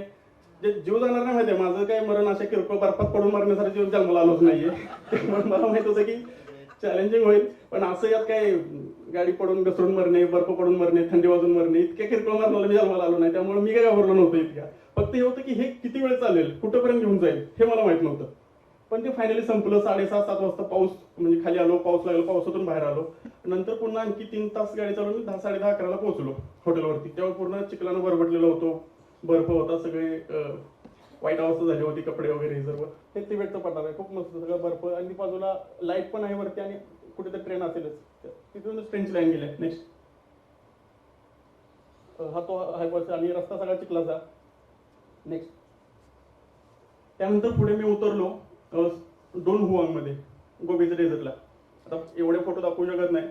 तिथे एक रस्ता होता, तिथे बोर्ड होता की पुढचे 67 किलोमीटर उतार आहे, गाड्या काळजीपूर्वक चालवा. म्हणजे आपण एक घाटातून उतरतो, 1 किलोमीटरचा उतार असतो, तिथे कंटिन्यू 67 किलोमीटरचा उतार होता. आणि तो उतार मला घेऊन गेला, म्हणजे आता मी हाय पासेसला होतो, highest point of the Tibet. आणि दुसऱ्या दिवशी मी एडिलँग नावाच्या लेकला होतो, त्याची डेप्थ होती, नेक्स्ट डे कुठे लिहिलं, 128 meter minus below sea level. कधी कोणी गेलं काय मधलं? जगामध्ये खूपच कमी पॉईंट आहे ते. इथिओपियामध्ये आहे एक, जॉर्डन आणि इस्रायलच्या बॉर्डरवरती डेड सी आहे जे below 500 meter below sea level आहे. हे अडलँग लेक आहे, हे second deepest point of the earth, जो आहे -128 मीटर. तिथे गरमी होती, म्हणजे एम्स्टरडॅमचं एअरपोर्ट आहे. हा ते बिलो सी लेवल, पण हा इतक्या नाहीये की 100. हा, कारण ते सी लेवल आहे 10, 15 हे बरेच सी लेवल आहेत. पण जे एक्स्ट्रीम आहे जसं की 500 मीटर, 128 मीटर, तर इथे एवढी प्रचंड गरमी होती की 2 दिवसापूर्वी मी बर्फात आणि थंडीनं कुरपडलो होतो. तिथली अन्न पद्धत वेगळी होती सगळी, तिथली इथलं सगळं पद्धत वेगळी होती. चायनामध्ये मला रोज व्हरायटी होती, जेवणाची, लँग्वेजची, परत चॅलेंजेसची, सगळ्या परिस्थितीची व्हरायटी होती चायनामध्ये. चायना आणि नॉर्वेवरती येतोय आपण. तर मी इथं मायनस त्या अडलँग लेकला गेलो. नेक्स्ट आणि तिथे एक तरपान नावाचं गाव आहे, तिथे एन्शियंट सिटी आहे आणि सिल्क रूटमध्ये ते खूप महत्त्वाचं ठिकाण मानलं जातं. आणि फेब्रुवारीमध्येच, मार्चमध्ये हे पुस्तक पब्लिश झालं. सुनंदा भोसेकर यांनी हे पुस्तक लिहिलेलं आहे, पेरिप्लस ऑफ हिंदुस्थान. 2 खंडामध्ये भारतात आलेले जे प्रवासी आहेत आणि त्या प्रवाशांबद्दल माहिती त्यांनी भारताबद्दल लिहिलेली माहिती, असं खूप उत्कृष्ट पुस्तक आहे. ते प्रवासाला जायच्या 1 महिना आधीच पडला जातात माझ्या. आणि म्हटलं अरे हे तर आपलं तर ह्या मार्गावरतीच आहे, ते पुस्तक घेऊन गेलो. मग त्यामध्ये ह्या बऱ्याच गोष्टींचे उल्लेख होते जे मी पाहायला चाललोय. कुंडलून पर्वत, पामीर असेल, लासा असेल, हे तरपण सिटी असेल. सो तिथे पुस्तक सोबत घेऊन भटकंती करण्याचं वेगळंच मजा असते. नेक्स्ट त्यानंतर हा पाठीमागे दिसतोय तो कुंडलून पर्वत आहे. कुंडलून पर्वत आपण कधी ऐकलं नाही. आपण Andes, Rocky, Alps, Caucasus, Himalaya, Satpuda, Vindhya असे बरेच ऐकलेले आहेत पर्वत. तर कुंडलून पर्वत तिबेट प्लाटू आणि पामीर माउंटेन याच्या मध्ये आहे. भूगोलाचा माझा प्रचंड अभ्यास आहे लहानपणापासून. प्रचंड नाही म्हणू शकतो, भूगोलच मला प्रचंड आहे, अभ्यास थोडाफार आहे त्यामध्ये. सो मला रिव्हर, माउंटेन रेंज असेल किंवा पठार असेल, गोबी डेझर्ट, ही बघायला खूप मजा येते तिथे जाऊन, जे मी शिकलो असेल, वाचलं असेल. तो पाठीमागं कुंडलूनची रेंज होती. नेक्स्ट आणि कुंडलून माउंटेन केल्यानंतर एक उतारानं आम्ही आलो एका व्हॅलीमध्ये आणि समोर एक डोंगर रांग होती, ती वेगळी होती. आणि ताबडतोब माझ्या तोंडून शब्द निघाला की पामीर माउंटेन रेंज. मी आता पामीरमध्ये पोहोचलो. खूप दिवसाचं स्वप्न होतं पामीर माउंटेन रेंजमध्ये जाणे, कारण पामीर हायवे असेल, पामीर माउंटेन खूप सुंदर आहे. तुम्ही गुगलला सर्च करा, खूप इंटरेस्टिंग आहे. आपला स्कार्डू आपल्याकडे नाही आता, स्कार्डू आणि ते गिलगिट बाल्टिस्तान ही हिमालयाची रेंज आहे आणि तिथून वरचा भाग सगळा आहे तो पामीरला कनेक्ट होतो. आणि याची उत्तरेकडे पश्चिमेकडे जाणारी रेंज आहे ती हिंदुकुश पर्वत आणि काराकोरम. सो 3 पर्वत एकत्र येतात ताजिकिस्तानमध्ये आणि तिथून उत्तरेला जाणारी ही पामीर माउंटेन रेंज. सो अतिशय सुंदर. हा चिंचा पश्चिमेकडचा भाग आहे. नाही, तो माझा प्रवास यासाठीच आहे की बाईक यासाठी मला कुठेही थांबता आलं पाहिजे, मला ती बघता आलं पाहिजे उघड्या डोळ्याने. सकाळी गाडी स्टार्ट झाली की माझं साईट सीइंग सुरू. कारमध्ये आपल्याला झोपायची व्यवस्था असते किंवा कंटाळा आला तर आपल्याला आपलं शरीरच आपल्याला म्हणतं की काय एखादं मिस झालं तर चालेल, पण बाईक आपल्याला ती ऑथॉरिटी देत नाही. बाईकचं म्हणणं असतं की जे दिसेल ते बघायचं, आवडो न आवडो, तुला 24 तास अलर्ट राहायचं आहे, त्यासाठी मला बाईक लागते. नेक्स्ट हा चायनानं खूपच प्रगती केली. आणि दुसरी गोष्ट म्हणजे चायनामध्ये 90% भेटलेल्या लोकांना माहितच नाही की इंडिया आपली एनिमी कंट्री आहे. आपल्याला सर्वांना माहिती आहे की पाकिस्तान, चायना आपले एनिमी कंट्रीज आहे आणि मला सगळ्यांनी सांगितलं चायनामध्ये गेला तर अलर्ट राहा वगैरे. आपल्याला चायना, रशियाबद्दल खूपच अफवा आहेत. चायनाचं पूर्ण मीडिया गव्हर्नमेंट कंट्रोल करतं आणि चायनाबद्दल मी 2 तास बोलू शकतो एवढी माहिती मला मिळाली. कारण मी खूप, जरी गाईडनं सांगितलं असलं तरी मी लोकांशी भेटलो, गप्पा मारल्या, त्यांच्याशी बोललो. लँग्वेज बॅरियर असेल तर मी ट्रान्सलेटनी बोललो. त्यावेळी समजलं मला की त्यांना माहितच नाही की आपली क्लॅशेस आहेत. सरकारचं म्हणणं काय, हे जे काही इंटरनॅशनल आहे ते आम्ही बघू, तुम्हाला काय पाहिजे, शाळा कॉलेज पाहिजे, तुमच्या घरापुढे रस्ता चांगला आहे, तुमची मुलं सुरक्षित शाळेत जात आहेत त्याकडे लक्ष द्या तुम्ही. तुम्हाला संध्याकाळी पार्क आहे, सुंदर पार्क आहे, रस्ते, शिक्षण, सगळ्यांना पैसा पाहिजे, नोकऱ्या वगैरे आहेत, आम्ही देतो. हे जे काही इंटरनॅशनल आहे ते आम्ही बघू. आणि आपल्याकडे काय, आपलं पोरगं 4 सीटच्या गाडीमध्ये 10 लोक कमवून जातंय, घराच्या बाहेर पडल्या पाण्यात म्हणजे आहे, नगरसेवकाला पण विचारत नाही किंवा असं असं करा. आपण ट्रम्पला शिकवणार की ते इराणवर का हल्ला केला कारण ते आपल्याला फ्रीडम मिळालंय. आपण इथं बसून सांगणार की मोदींनी काय केलं पाहिजे, पण इथं नगरसेवकाला जाऊन विचारणार नाही की अरे ती गटार तुंबले, आम्हाला त्रास होतोय, रोगराई पसरले नाही, कारण ती माणसं मारतील. मोदीचं काय बोलू कोण मारायला येणार नाही. ट्रम्पला शिकवलं तर अजून सुरक्षित आपण आपण फक्त हात भरले गेले. तो चायनामध्ये तो प्रकारच नाहीये. ती चांगली बाजू आहे की वाईट बाजू आहे मला माहित नाही, पण ती लोक खुश आहेत, त्यांना माहितच नाही. त्यांना अजिबात टेन्शन नाही की तिकडे इस्रायलवर मिसाईल पडलं आणि काही लोक मेले, त्यांना अजिबात टेन्शन नाही, एकदम सुख. आम्ही गेल्यानंतर काही लोकांनी तर असं इंडियनशी पहिल्यांदा बोलले. मी ऍक्च्युली पहिल्यांदा मीच गेलो होतो वेस्टर्न पार्टमध्ये. तो अतिशय लो पॉप्युलेशन आहे, टुरिस्टिक एरिया कमी आहे, त्यात येणारी प्रवासी एवढं ऐकलेलं असतं की लोकांशी मिसळत नाही कारण भीती. आणि मी म्हणतो की मी गप्पा मारत होतो, लोकांशी मिसळत होतो, सो लोकांना खूप आवडलं. आणि तिथल्या एका क्लबमध्ये गेलो होतो. आजपर्यंत मी Thailand, Vietnam, Cambodia, Georgia, Baku सगळ्यात पबमध्ये गेलोय, क्लबमध्ये गेलोय. मला सगळ्यात सेफेस्ट चायनामधला वाटला, कारण तिथे सर्वजण फक्त एन्जॉय करायला आले होते. तिथे कोणी मनी मेकिंग किंवा त्याचा पासपोर्ट चोर, मोबाईल चोर किंवा त्याला काही सर्व्हिस विकून पैसे कमवता येतील असा कोणाचाही उद्देश नव्हता. पण इतर पबमध्ये आपल्याला तशी बरीच लोक भेटतात की ज्यांना काहीतरी विकायचं असताना आपल्याकडून पैसे कमवायचे असतात किंवा चोरायचे असतात. आपला मोबाईल, पासपोर्ट आपल्यासारखा हात लावावं लागतं. तो एकमेव पब होता, क्लब होता तिथे, की मला असं वाटलंच नाही की इथे कोणीतरी यासाठी आहे. आणि आम्ही फॉरेनर, आम्ही 4 जण गेलो होतो.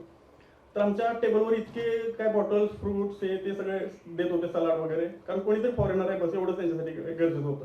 कोणी बिल पे केलं आम्हाला काही माहित नाही. तो खूप छान एक्सपिरियन्स होता डुनहोंगमध्ये. मी एनईपी कंट्रीचं कौतुक करते म्हणून काही मला देशद्रोही ठरवतील तसं काही नाहीये. मी प्रवासी आहे, मला पाकिस्तानमध्ये जायला भेटलं तरी सुद्धा मी आनंदाने जाईन. राजकीय दृष्ट्या जरी तो माझा शत्रू असला तर तो माझ्या देशाचा भाग होता एकेकाळी. UK मध्ये एकाच असं व्यक्तीचं भेट झाली होती, आमच्या गप्पा सुरू होत्या आणि कोणी तर सांगितलं की हा पाकिस्तानी आहे. म्हटलं तुम्ही कधी आला, तर त्याचे वडील वगैरे आले होते. म्हटलं वडील इंडियन होते तेव्हा आले होते, तुम्ही इकडे आल्यानंतर तो पाकिस्तान झालाय, तुम्ही इथं आला तो इंडियनच होता, इंडियन म्हणूनच इथे आलाय. सो तो माझ्या देशाचा एक भाग होता. तो राजकीय याच्यामुळे तो आता वेगळा झाला असेल, त्यामुळे शत्रुत्व वगैरे असलं तर ते सरकार बघून घेईल. मला काराकोरम रेंज पाहिजे, मला हिंदुकुश पर्वत पाहिजे, मला जाता येत नाही. मला खैबरखंड पाहिजे की जिथून हे लोक आले इकडे, ती बंद करता आली असते त्यावेळेला बरं झालं असतं. नेक्स्ट. तर ही प्रचंड मोठ्या गेटमधून आम्ही चायना फायनली बाहेर पडलो. 20 दिवस रोज 300-500 किलोमीटर गाडी चालवतो, चायना संपत नाही, प्रचंड मोठा भूभाग आहे. आणि फायनली आम्ही 20 दिवसांमध्ये पार करून बाहेर पडलो. नेक्स्ट. चायना एंट्री करायला 2 तास लागले, एक्झिट करायला 8 तास लागले बॉर्डरवरती. तर कझाकिस्तानमध्ये एम्बेसीमध्ये गेलो की आपलं मिशन वर्ल्ड राईड किंवा असे बॅनर किंवा असे फोटो काढण्याची चायनामध्ये परवानगी अजिबात नव्हती. त्यामुळे पहिल्यांदा हा फोटो पहिला काढला की एम्बेसीच्या दृष्टी ह्याच्यातून साक्षीदाराने किंवा आता मी वेगळ्या जगात आलोय, चायना हे वेगळं जग आहे. हे नाशिकचे आहेत, स्वप्नील म्हणून. नेक्स्ट. त्यानंतर आपला भारताचा तिरंगा असेल ती चायनाच्या बाहेर गेल्यानंतर काय मेसेज विषय असेल, चायनामध्ये फक्त या पर्यटन करा, सांगितलेलं काम करून जावा. जेव्हा आपण उत्तर गोलार्धात प्रवास करतो तेव्हाची संध्याकाळ अतिशय उत्तम असते. सनराईज असा खूप स्लो होत असतो आणि कलर्स वगैरे असतात आणि ते वेगळंच असतं. म्हणजे जेव्हा आपण हॉरायझन लेवलच्या असं वाटतं की आजूबाजूला काही डोंगर नाहीये आणि आपण डायरेक्ट क्षितिजावरती जातोय आणि क्षितिज खूप जवळ दिसतं आपल्याला. तर तो खूप संध्याकाळ 2 आणि तिथे 9:30 पर्यंत दिवस असतो. तो 6:30-7 नंतर 1.5 तास असंच वातावरण असायचं. नेक्स्ट. तर असे कलरफुल, ही काही फिल्टर नाही, डायरेक्ट कलरफुल फोटो यायचे तिथे. नेक्स्ट. ते स्थानिकांशी जरा संवाद साधला. हे फॅशन शो होता एका सिटीमध्ये चालू होता. मला ताबडतोब बातमी कळाली की असा तो फॅशन शो आहे. म्हटलं काहीतरी इंटरेस्टिंग आहे. तर त्यातला हा इंटरेस्टिंग ग्रुप होता आणि त्यांनाही माहिती मिळाली की असे काहीतरी तरुण आलेले आहेत. मग त्यांनी स्वतःच आले बाहेर, म्हटलं चला आता फोटो काढूया. तर यांनी हा आर्मी अटायर फॅशन शोमध्ये केला होता. त्यापैकी एक डिझायनर पण होती. हे किर्गिस्तानला जास्त वेळ देता नाही आला, पण खूप सुंदर कंट्री आहे आणि विजा पण थोडा स्ट्रिक्ट आहे, पण फिरण्यासारखी कंट्री खूप पामीर माउंटनमध्ये. आणि ही नदी आहे नारायण नदी. नारायण नदी. आणि अतिशय निळं पाणी. किर्गिस्तानची आपली करन्सी सेम आहे, 100 रुपयाला 100 रुपये. त्यामुळे तिथं काही डोक्याला लावायची गरज पडत नव्हती, किती होतात इंडियन रुपीजमध्ये. आणि खूप सुंदर भाग. बॉर्डर क्रॉसिंग करताना हे सर्व करावं लागेल, सगळे बॉक्स काढणे, चेकअप करणे, सामानाच्या सगळ्या लिस्ट देणे, काय काय गोष्टी आहेत. स्वतःचं व्हेकल घेऊन प्रवास करणे हे खूप मजेदार असतं, पण त्याच्यामागे हार्डवर्क आणि चॅलेंजिंग एवढी प्रचंड असतात, खूप खतरनाक. बॉर्डर क्रॉसिंग 4 तासाचा इव्हेंट असतो, तो कधी 8 तासापर्यंत चालतो. वेगवेगळ्या प्रोसेस असतात. इमिग्रेशन असतं.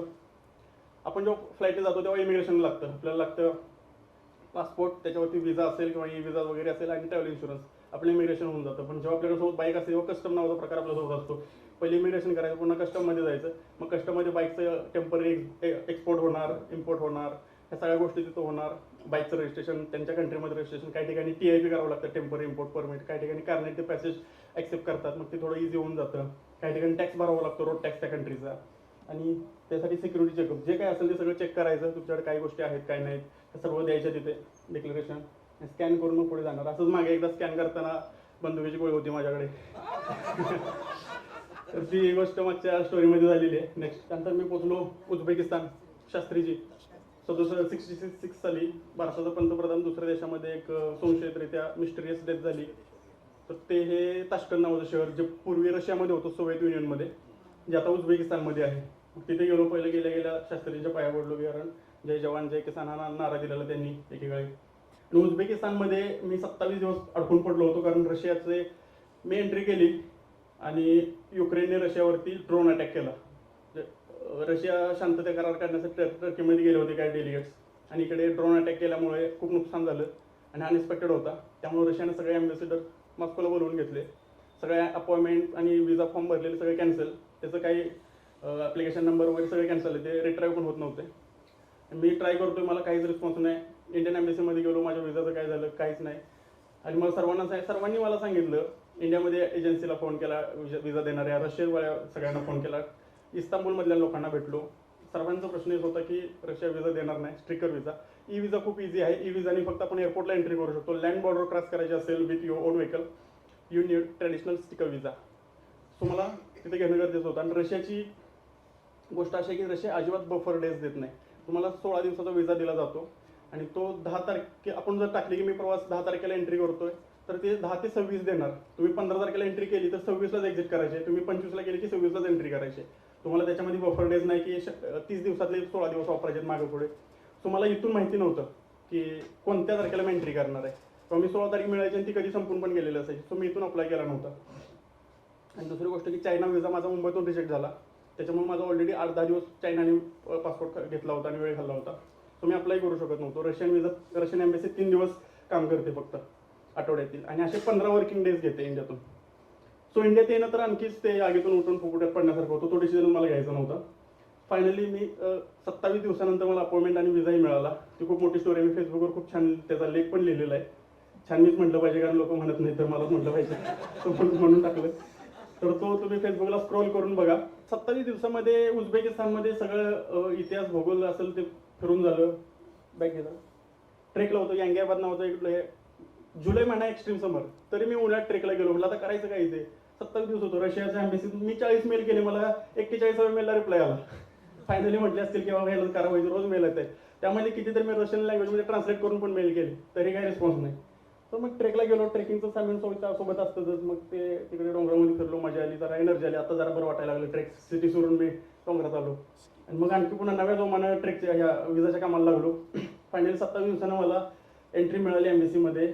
माझं चर्चा आहे, माझं गाणं ऐकून घेतलं, आणि त्यांनी मला विजा दिला. तोही फक्त 10 दिवसाचा दिला, बऱ्याच टर्म्स कंडिशनवरती. तिथंही आपला हजरजबाबीपणा कामाला आला. आमचं बरंच डिस्कशन झालं. तो ऑफिसर वैतागला, मी काय पाठ सोडायला तयार नाही. नंतर तो बोलला, रे इकडून जा ना, Afghanistan, Iran, Turkey, direct Europe जाशील, तू कशाला नादायला लागला इकडे. मी म्हटलं की तुम्हाला कळायला पाहिजे तिकडे युद्ध सुरू आहे. आता ट्रम्पनं उडी घेतली ती न्यूक्लिअर वॉरवर. तो म्हटलं मग आमच्या देशात काय ते सुरू आहे. म्हटलं पण ह्या भागामध्ये रशिया फक्त बेस्ट कंट्री आहे, सिक्युअर कंट्री आहे आणि स्ट्रॉंगेस्ट कंट्री आहे, आणि मला त्यांच्यावर विश्वास आहे. इकडे कोणा विश्वास टाकू शकत नाही. इराण वगैरे तुम्हाला वाटतं विश्वास ठेवण्यासारखी कंट्री आहे. तो म्हटलं नाही, ऑफकोर्स नॉट. बरोबर आहे. म्हटलं मला जर तुम्हाला माझी सुरक्षा पाहिजे असेल तर मला सेफ पॅसेज क्रिएट करून द्या, जो रशिया आहे. आणि इथं एकच माणूस आहे फक्त पुतीन, की तो लोकांची काळजी घेतो, प्रवाशांची काळजी घेतो. युद्ध सुरू असलं तर तुमच्या मॉस्कोला काही फरक पडत नाही, ते कोपऱ्यात सुरू आहे आणि आम्ही बघतोय. माझा अफवांवर विश्वासच नाही. आणि ही गोष्ट महत्त्वाची होती, कारण अमेरिका हा सगळा मीडिया कंट्रोल करत असतं, आणि त्यांनी अफवा पसरवलेत बऱ्याच ठिकाणी त्या सगळ्या. म्हणून मी ती जे म्हटलं की माझा अफवांवर विश्वास नाही, मी प्रॅक्टिकल नॉलेजवर विश्वास ठेवतो, मला स्वतः जाऊन बघायचं आहे. म्हटलं मी करतो काहीतरी 10 मिनिटात तुझ्यासाठी. असं जरा गुळ पाडावा लागतो कुठे कुठे. तर त्यामुळे मला तो रशियाचा विजा मिळाला. 27 दिवसानंतर मी उझबेकिस्तान सोडून पुढच्या प्रवासाला निघालो. नेक्स्ट त्याच्या आधी मी इथं गेलो होतो. हे आहे सोलार फार्नसिस. हे कुणी ऐकले असेल, गोष्ट नसेल. आपल्याकडे जशी अणुभट्टी असते, त्यामध्ये आपण युरेनियम जाळून प्रचंड ऊर्जा निर्माण करतो, 2500-3000 डिग्री सेल्सिअस. तर रशियाने 1987 साली इथे एक सोलार फर्नेसेस बनवली होती. नेक्स्ट घे. हे जे पॅनेल्स आहेत 64 मिरर आहेत, त्या टेकडीच्या उतारावरती बॅग घे आणि त्याची सूर्यकिरणं याच्यावर पडतात. हा खूप मोठा पॅनल आहे. इथे पण काहीतरी 10,000 5 आकडी संख्या असणार आहे. ते मिरर्स आहेत. ते सर्व कलेक्ट करून ती बाजूला उजव्या बाजूला एक ती लॅब दिसते ना, त्याच्यामध्ये तो मेल्टिंग पॉईंट आहे. तर तिथे 2,500 डिग्री सेल्सिअसची एनर्जी मिळते without any pollution, without any radiation. आणि हे खूपच फॅसिनेटिंग आहे. हा जगभरात वापरला पाहिजे होता. आपल्याला तर 8 महिने 10 महिने सूर्यप्रकाश असतो. तर हा प्रकार मला पाहिजे होता. मला जर कोणी आपण लहानपणी भिंगाणी कागद जाळले, मी इथं लोखंड जाळले, तर मला कोणी सांगितलं असतं की लोखंड भिंगाने जळतं, माझा विश्वास बसणार नसता. मला तिथे गेलं पाहिजे, मला ते बघितलं पाहिजे की कसं आहे. त्याशिवाय मला ती कन्सेप्टच कळणार नाही. म्हणून मी ते शोधून त्या सोलार फर्नासेसकडे गेलो. नेक्स्ट काय तिथे मिनिएचर एक बाजूला ठेवलेलं आहे आमच्यासारख्या लोकांना दाखवण्यासाठी की कसं होतं.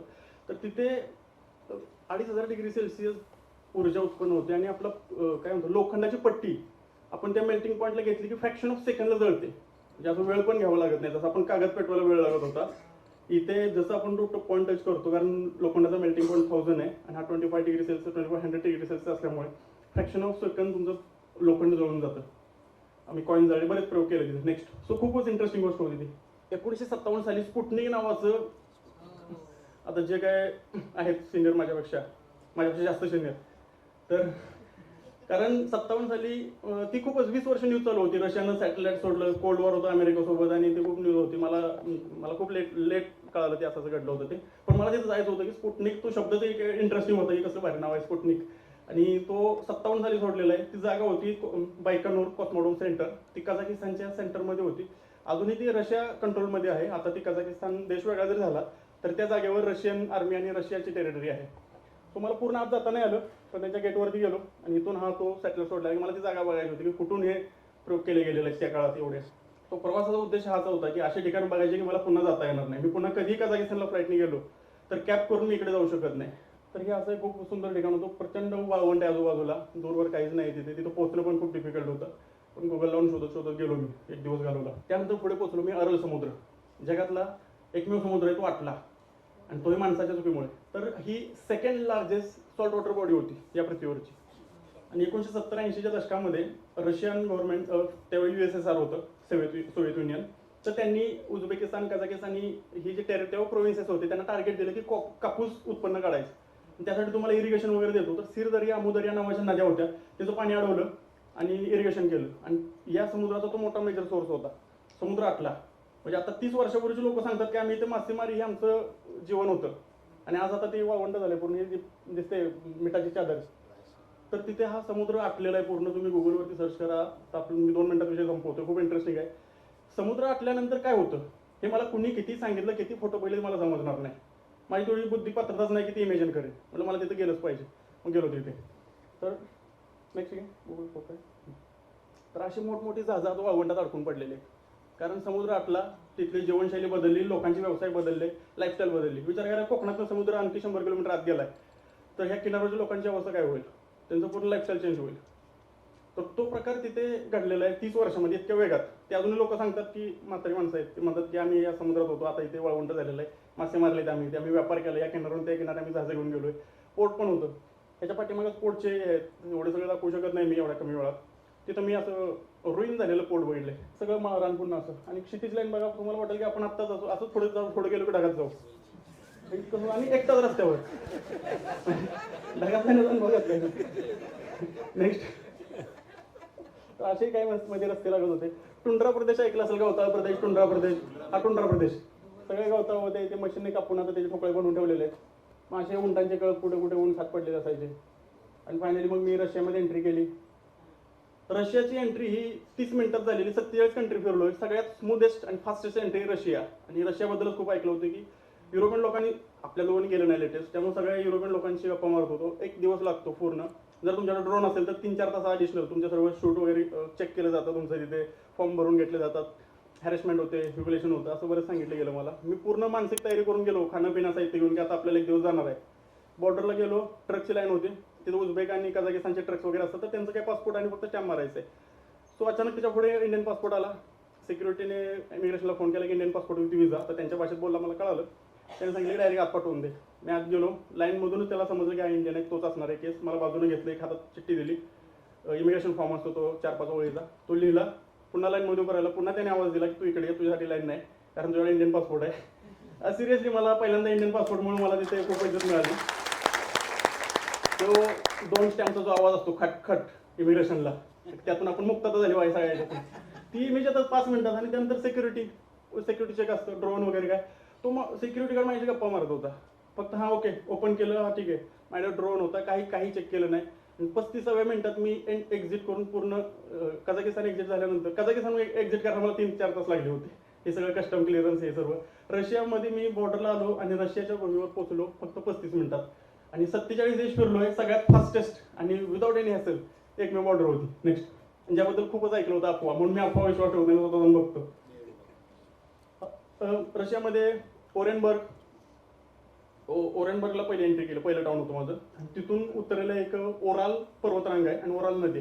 ती युरोप आणि एशियाला डिफाईन करते.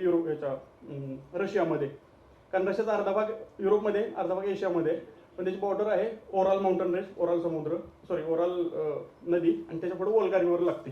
वोल्गा रिव्हरबद्दल खूप ऐकलं होतं लहानपणापासून, मला ती बघायची होती. मी गेलो, समारा पाहिलं, काझन पाहिलं, नंतर निझनी नोव्गोराड नावाचं खूप छान सुंदर शहर आहे ते पाहिलं. मॉस्कोला गेलो, ते मॉस्को तर सगळ्यांना माहिती आहे, त्यामुळे ती काय फोटो नाही ॲड केले. मॉस्कोनंतर पुढे मी गेलो तुवेरला. वोल्गा नदीच्या किनारी तुवेर नावाचं ठिकाण आहे. तिथे अफानासिन निकितीन नावाचा व्यक्ती होता. 1466 साली तो तुवेरमधून निघाला. 1469 साली भारतात पोहोचला. चौल नावाचं गाव आहे आपल्याकडे. चौल जवळ बंदर होतं मोठं सातवाहनाच्या काळात. आणि तिथे त्याचा आता स्मारक पण आहे, की पहिला पाऊल ठेवलेलं भारत भूमी. त्या व्यक्तीने जो प्रवास केला आहे भारतापर्यंत पोहोचण्यासाठी आणि परत तिकडे जाण्यासाठी, तो योगायोगाने, आणि मी ऑलरेडी केलेला आहे मागच्या प्रवासामध्ये आणि आता उरलेला. सो मला या व्यक्तीचं पाहिजे होतं. त्या व्यक्तीने पुस्तक लिहिलं, जर्नी बियॉन्ड 3 ओशन्स. खूप इंटरेस्टिंग आहे. त्यावेळी 14व्या शतकातला वास्को द गामा येण्याच्या आधीचा काळ आहे हा, 40 वर्ष.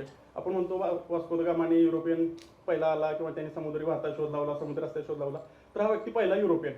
रशियन असला तर तेव्हा तो युरोपमध्येच होता. तो त्याच्या गावी गेलो. तिथं हा पुतळा आहे मोठा अफानासिन निकितीनी.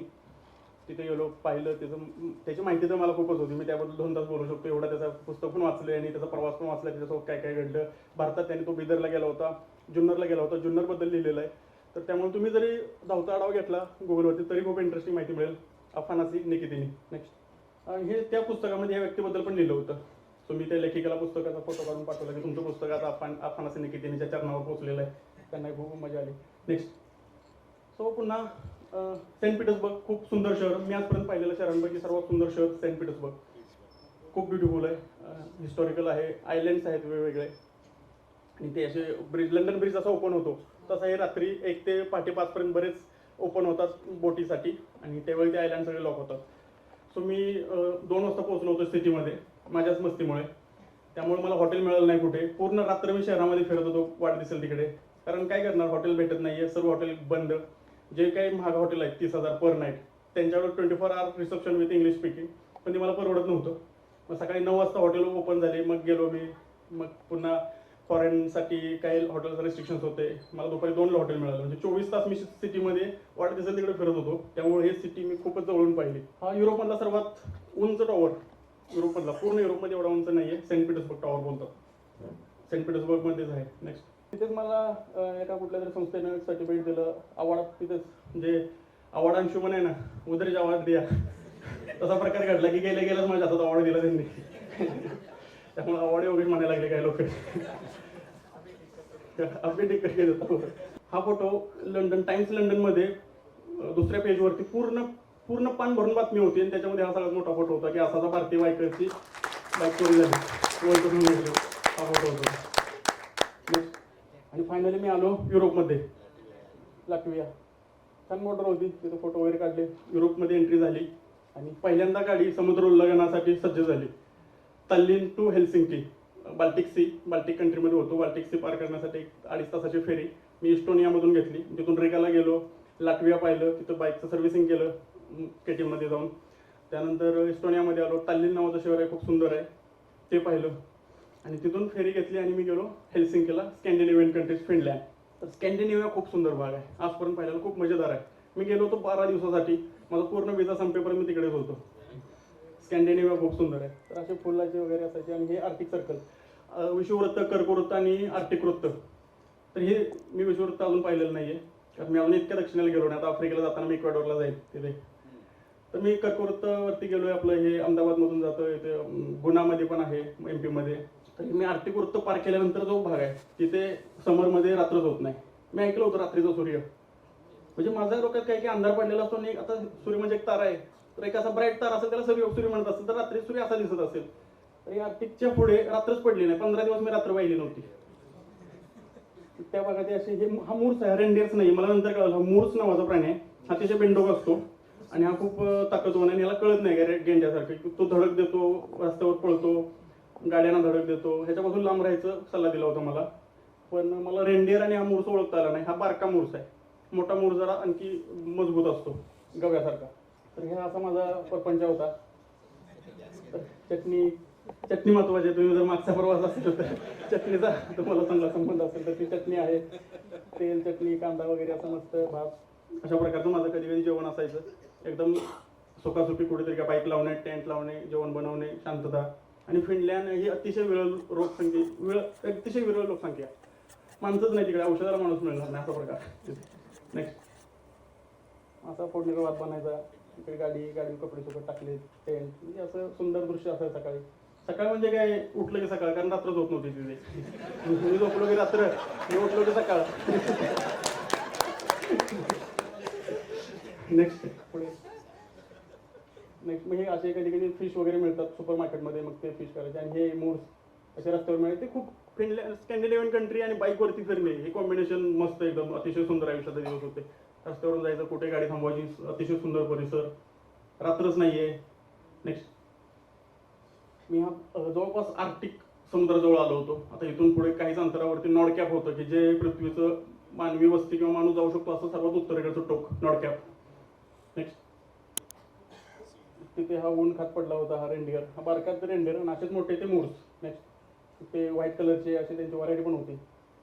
मग हा पाठीमागे दिसतोय तो आर्क्टिक समुद्र, आर्क्टिक ओशन. आता याच्या पुढे आर्क्टिक पुढे 600 मैलावरती उत्तर ध्रुव आहे, असं काहीतरी माहिती मिळाली. तिथे उत्तर ध्रुवावरती गेलो होतो. नॉर्डकॅप हे माणूस जाऊ शकेल असं ठिकाण. आणि त्याच्या पुढे एक आयलंड आहे, त्याचं नाव आता आठवत नाही, पण तिथे सीड बँक आहे. तुम्ही ऐकलं असेल की तिथे काय नाव, सॉल्बार्ड, बरोबर, हा सॉल्बार्ड.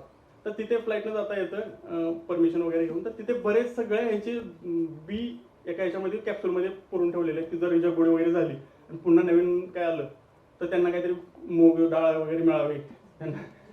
आणि फायनली एक दिवस असा आला की आज 500 किलोमीटर गाडी चालवून तर त्रोंदेम नावाच्या गावी जाणार आणि तिथं अंधार पडतो, ही माहिती मला मिळालेली.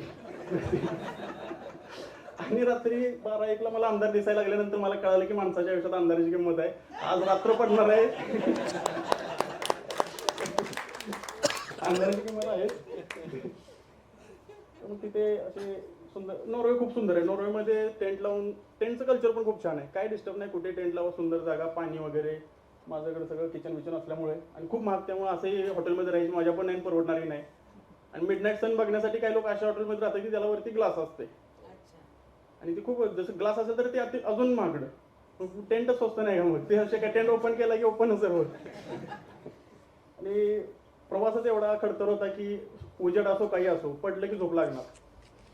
ते आयुष्यात खूप चांगलं आहे की झोपेचे त्रास नाही. जे काय अन्न खाईल ते पचणार आणि पडलं की झोप लागणार. निजेला दोंडा भुकेला कोंडा असं जे म्हणतो ते असल्यामुळे मी असं सुखाने प्रवास करू शकतो. किंवा लाईट नाही, अंधाराचं आहे, मला झोपच येत नाही, मग कालचं जेवण असं उद्याचं असं काय फरक नाही. त्याच्या मी पलीकडे गेलोय. आईवडिलांची पुण्य की चांगलं शरीर दिलं. हे लोफोटोन आयलंड म्हणून आहे. खूप असे ब्रिज जोडले गेलेत आणि ते ड्रोनने खूप सुंदर दिसतं. लोफोटोन आयलंड ऐकलं असेल, जगातलं सर्वात सुंदर ठिकाण असंही म्हटलं जातं त्या ठिकाणाला. नॉर्वेमध्ये आहे आणि ते मी बाईकवरती फिरलं, मजा आली. नेक्स्ट हे असं नॉर्वेमध्ये काही गावं दिसायची, कुठेतरी गाडी थांबवली की कुठे कुठे गाडी, मी कधी कधी 100-150 किलोमीटर प्रवास करू शकले पूर्ण दिवसात आणि एवढे ब्रेक घ्यावे लागायचे. मी नॉर्वेत गेल्यानंतर काही विचार नाही केला की विजा किती दिवसाचा आहे, टार्गेट काहीच नाही. गो विथ द फ्लो, जसं चाललंय तसं चालू जायचं. आणि कुठे टेंट लावायचा जिथं अंधार पडेल, अतिशय सुरक्षित कंट्री. त्यामुळं एक दिवशी पाऊस पडणार आहे असं मला कळालं. माझा टेंट वॉटरप्रूफ नव्हता, तो मी शेडच्या शोधत होतो. तर मला असा शेड मिळाला, त्याच्या आतमध्ये मी टेंट लावलेली गाडी बाहेर पार्क केली. आणि पाठीमागचा डोंगर आहे तो रायगडसारखा आहे. नेक्स्ट असेल कुठेतरी. तर अशी एखादं सुंदर ठिकाण दिसलं की मी ड्रोन हे करत होती, फोटो मोबाईलमध्ये घेतल्यामुळे वाचलेत. काय तर चोरी झाली असते. मी डोसे पण बोलवून खातो बरं का, हे मी बनवलेले डोसे चटणीसोबत खाल्ले. लाटवियामध्ये मी बरंच शॉपिंग केली होती. लाटविया खूप स्वस्त कंट्री आहे, तिथे इंडियन ग्रोसरी म्हणजे 8 दिवसापूर्वी मी असं स्टोअर करून ठेवतो. 8 दिवस पुरेल असं तर डोश्याचं पीठ मला छान मिळालं, त्यामध्ये पाणी टाकून स्टीर करून करू शकतो. तर माझे हॉस्टेल मिळालं की मग तिथे आपले पाककला दाखवायची जरा कौशल्य. मग डोसे, कधी पालक पनीर वगैरे जे फोडणी फक्त तडका द्यायची फोड असतात ती मजा मी इथे घेत होतो. हे वायकिंग ऐकलं असेल, वायकिंग विलेज, त्यांचं ते अजूनही त्यांनी तसा सीन उभा केलेला आहे की अशी बोटी आहेत त्याच्यामध्ये फिरून येतं. त्यांचं वायकिंगचं ते घर पण आहे, वायकिंग सिरीज म्हणजे जे आपण पाहतो लांब पूर्ण, ते मी जाऊन तिथं पाहिलं वायकिंगमध्ये लोकवदनला. नेक्स्ट हे आर्टिक सर्कल पुन्हा पार केलं मी. एकदा एंट्री केली आर्टिकमध्ये, नंतर एक्झिट करताना हे, आणि याच्यानंतर थोडासा अंधार दिसणार याची मला खात्री पटली की आता आपल्याला अंधार दिसू शकतो. हे अटलांटिक ओशन रोड आहे. खूप 7 मैलाचा रस्ता आहे. 500 किलोमीटर गाडी चालवून त्या कोपऱ्यात गेलो होतो. 7 मैल असं खूपच उंच, खालून जहाजं जाण्यासाठी उंची केलेलं आहे. मग ते ब्रिज आहे तो उंच वगैरे, असं आपण काय म्हणतात त्याला, इमेज एकामध्ये राईड्स असतात. तर तिथं फक्त आपण बसायचं असतं, त्यांची गाडी असते, आपली स्वतःची गाडी घेऊन चालवायची. तो मजा घेण्यासाठी मी तिथे गेलो होतो. नॉर्वे खूप सुंदर, अशा एका वळणावरती असं घर. तर इथे गेलो, समोर असं चित्र असल्यावर गाडी थांबवली. तिथं रस्त्यावर गाडी थांबवायला अलाउड नाही तिथे, पण मागं बघितलं काय व्हेकल नव्हतं, पटकन गाडी थांबून फोटो काढला. खूप सुंदर दृश्य होतं. सह्याद्रीची आठवण आली. असे मान्सून सुरू होतं आपल्याकडे. मान्सूनपासून 2 वर्ष दूर आहे मी. मागच्या वेळी लंडनला गेलो, मग पुन्हा नेदरलँडमध्ये आलो, नॉर्वे झालं, स्वीडन झालं, तिथे डेन्मार्कचा ब्रिज पाहिला जो अर्धा समुद्रामध्ये आहे. नंतर समुद्रामध्ये तो समुद्रात घुसतो आणि टनेल बनतो आणि तो कोपेनहेगनला बाहेर निघतो. कोपेनहेगनची बियर हेनकेन माहीत असेल, ऐकलं असेल. म्हटलं ते शहराला गेलं पाहिजे, शहराचं योगदान आहे त्या. जोकापाट म्हणजे कोपेनहेगन सायकलिंगचं शहर आहे, हेनकेनचं नाही. हेनकेनचं असेलही. स्टॉकहोम सिंड्रोम ऐकला असेल लहानपणापासून, स्टॉकहोम सिंड्रोम हा शब्द. तर मग ते स्टॉकहोमला जाऊन आलो, कोपेनहेगनला गेलो, नेदरलँडच्या पवनचक्क्या पाहिल्या जाऊन, आम्स्टरडॅम पाहिलं. नंतर पॅरिसला आलो. पॅरिसला ही दुसऱ्या वेळ माझी. मागच्या वेळी हिमालयन होती, यावेळी KTM होती. आता पुढच्या वेळी मी जाईन, मला वाटतं नोव्हेंबरला पॅरिसमध्ये KTM 790 घेऊन असेल पॅरिस पुढं. 2.5 वर्षात 3 वेळा. पुन्हा गाडीनं आपल्या समुद्र उल्लंघन केलं आणि इंग्लिश चॅनल पार करून इंग्लंडच्या भूमीवर येते आता. आणि गेल्या तिथे तुम्ही जर कोणी लंडनला गेला असेल डोवरला, तर तिथे हा व्हाईट क्लिफ आहे. हा माती पूर्ण पांढरी शुभ्र माती. ते मागच्या वेळी जाताना मी बोटीतून पाहिलं, मला गडबड होती, मी उतरलो आणि सरळ ब्रायटनला गेलो होतो. पण यावेळी ठरवलं की ह्या कड्यावरच जाऊन टेंट लावून राहायचं. आता बघायचं ती काय पांढरा प्रकार काय आहे तो तिथे. त्यामुळे मी यावेळी पलीकडं डोवर आहे तिथून एक 10 किलोमीटर आलो, त्या कड्यावरती टेंट लावला, झोपलो मस्त. नाही इतकं नाही कड्यावरती की पुढे जाईल, तर ती खूप छान क्लिप आहे तो व्हाईट कलरचा. आणि नंतर मग वेलकम टू लंडन झालं. On stage, Mr. Yogesh Alikari, who has traveled across Europe and Africa on an Indian-made motorbike.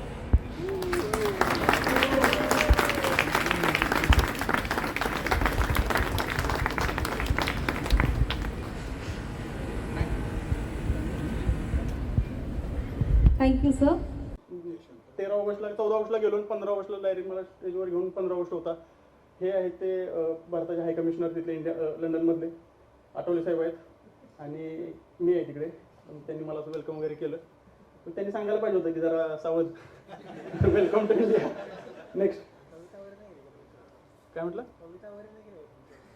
तेव्हा चान्सच गेलं नाही मी पटकन तिथून काढता पाहिजे.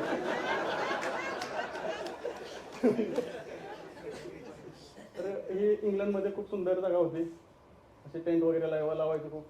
नेक्स्ट म्हणजे एवढं चॅलेंजेस आयुष्यात येतात, हे तसं तो कुणीच कधीच वाटणार नाही की आज बाहेर जाऊ. आपलं शरीर खूप आळशी असतं आणि त्याला साथ भेटते मेंदूची. एकदा साथ मिळाली की यातून माणूस बाहेर पडत नाही. सगळ्यात मोठा प्रवास घरातून दारापर्यंत आहे. तिथून एकदा बाहेर पाऊल टाकलं की सगळं सोपं होतं.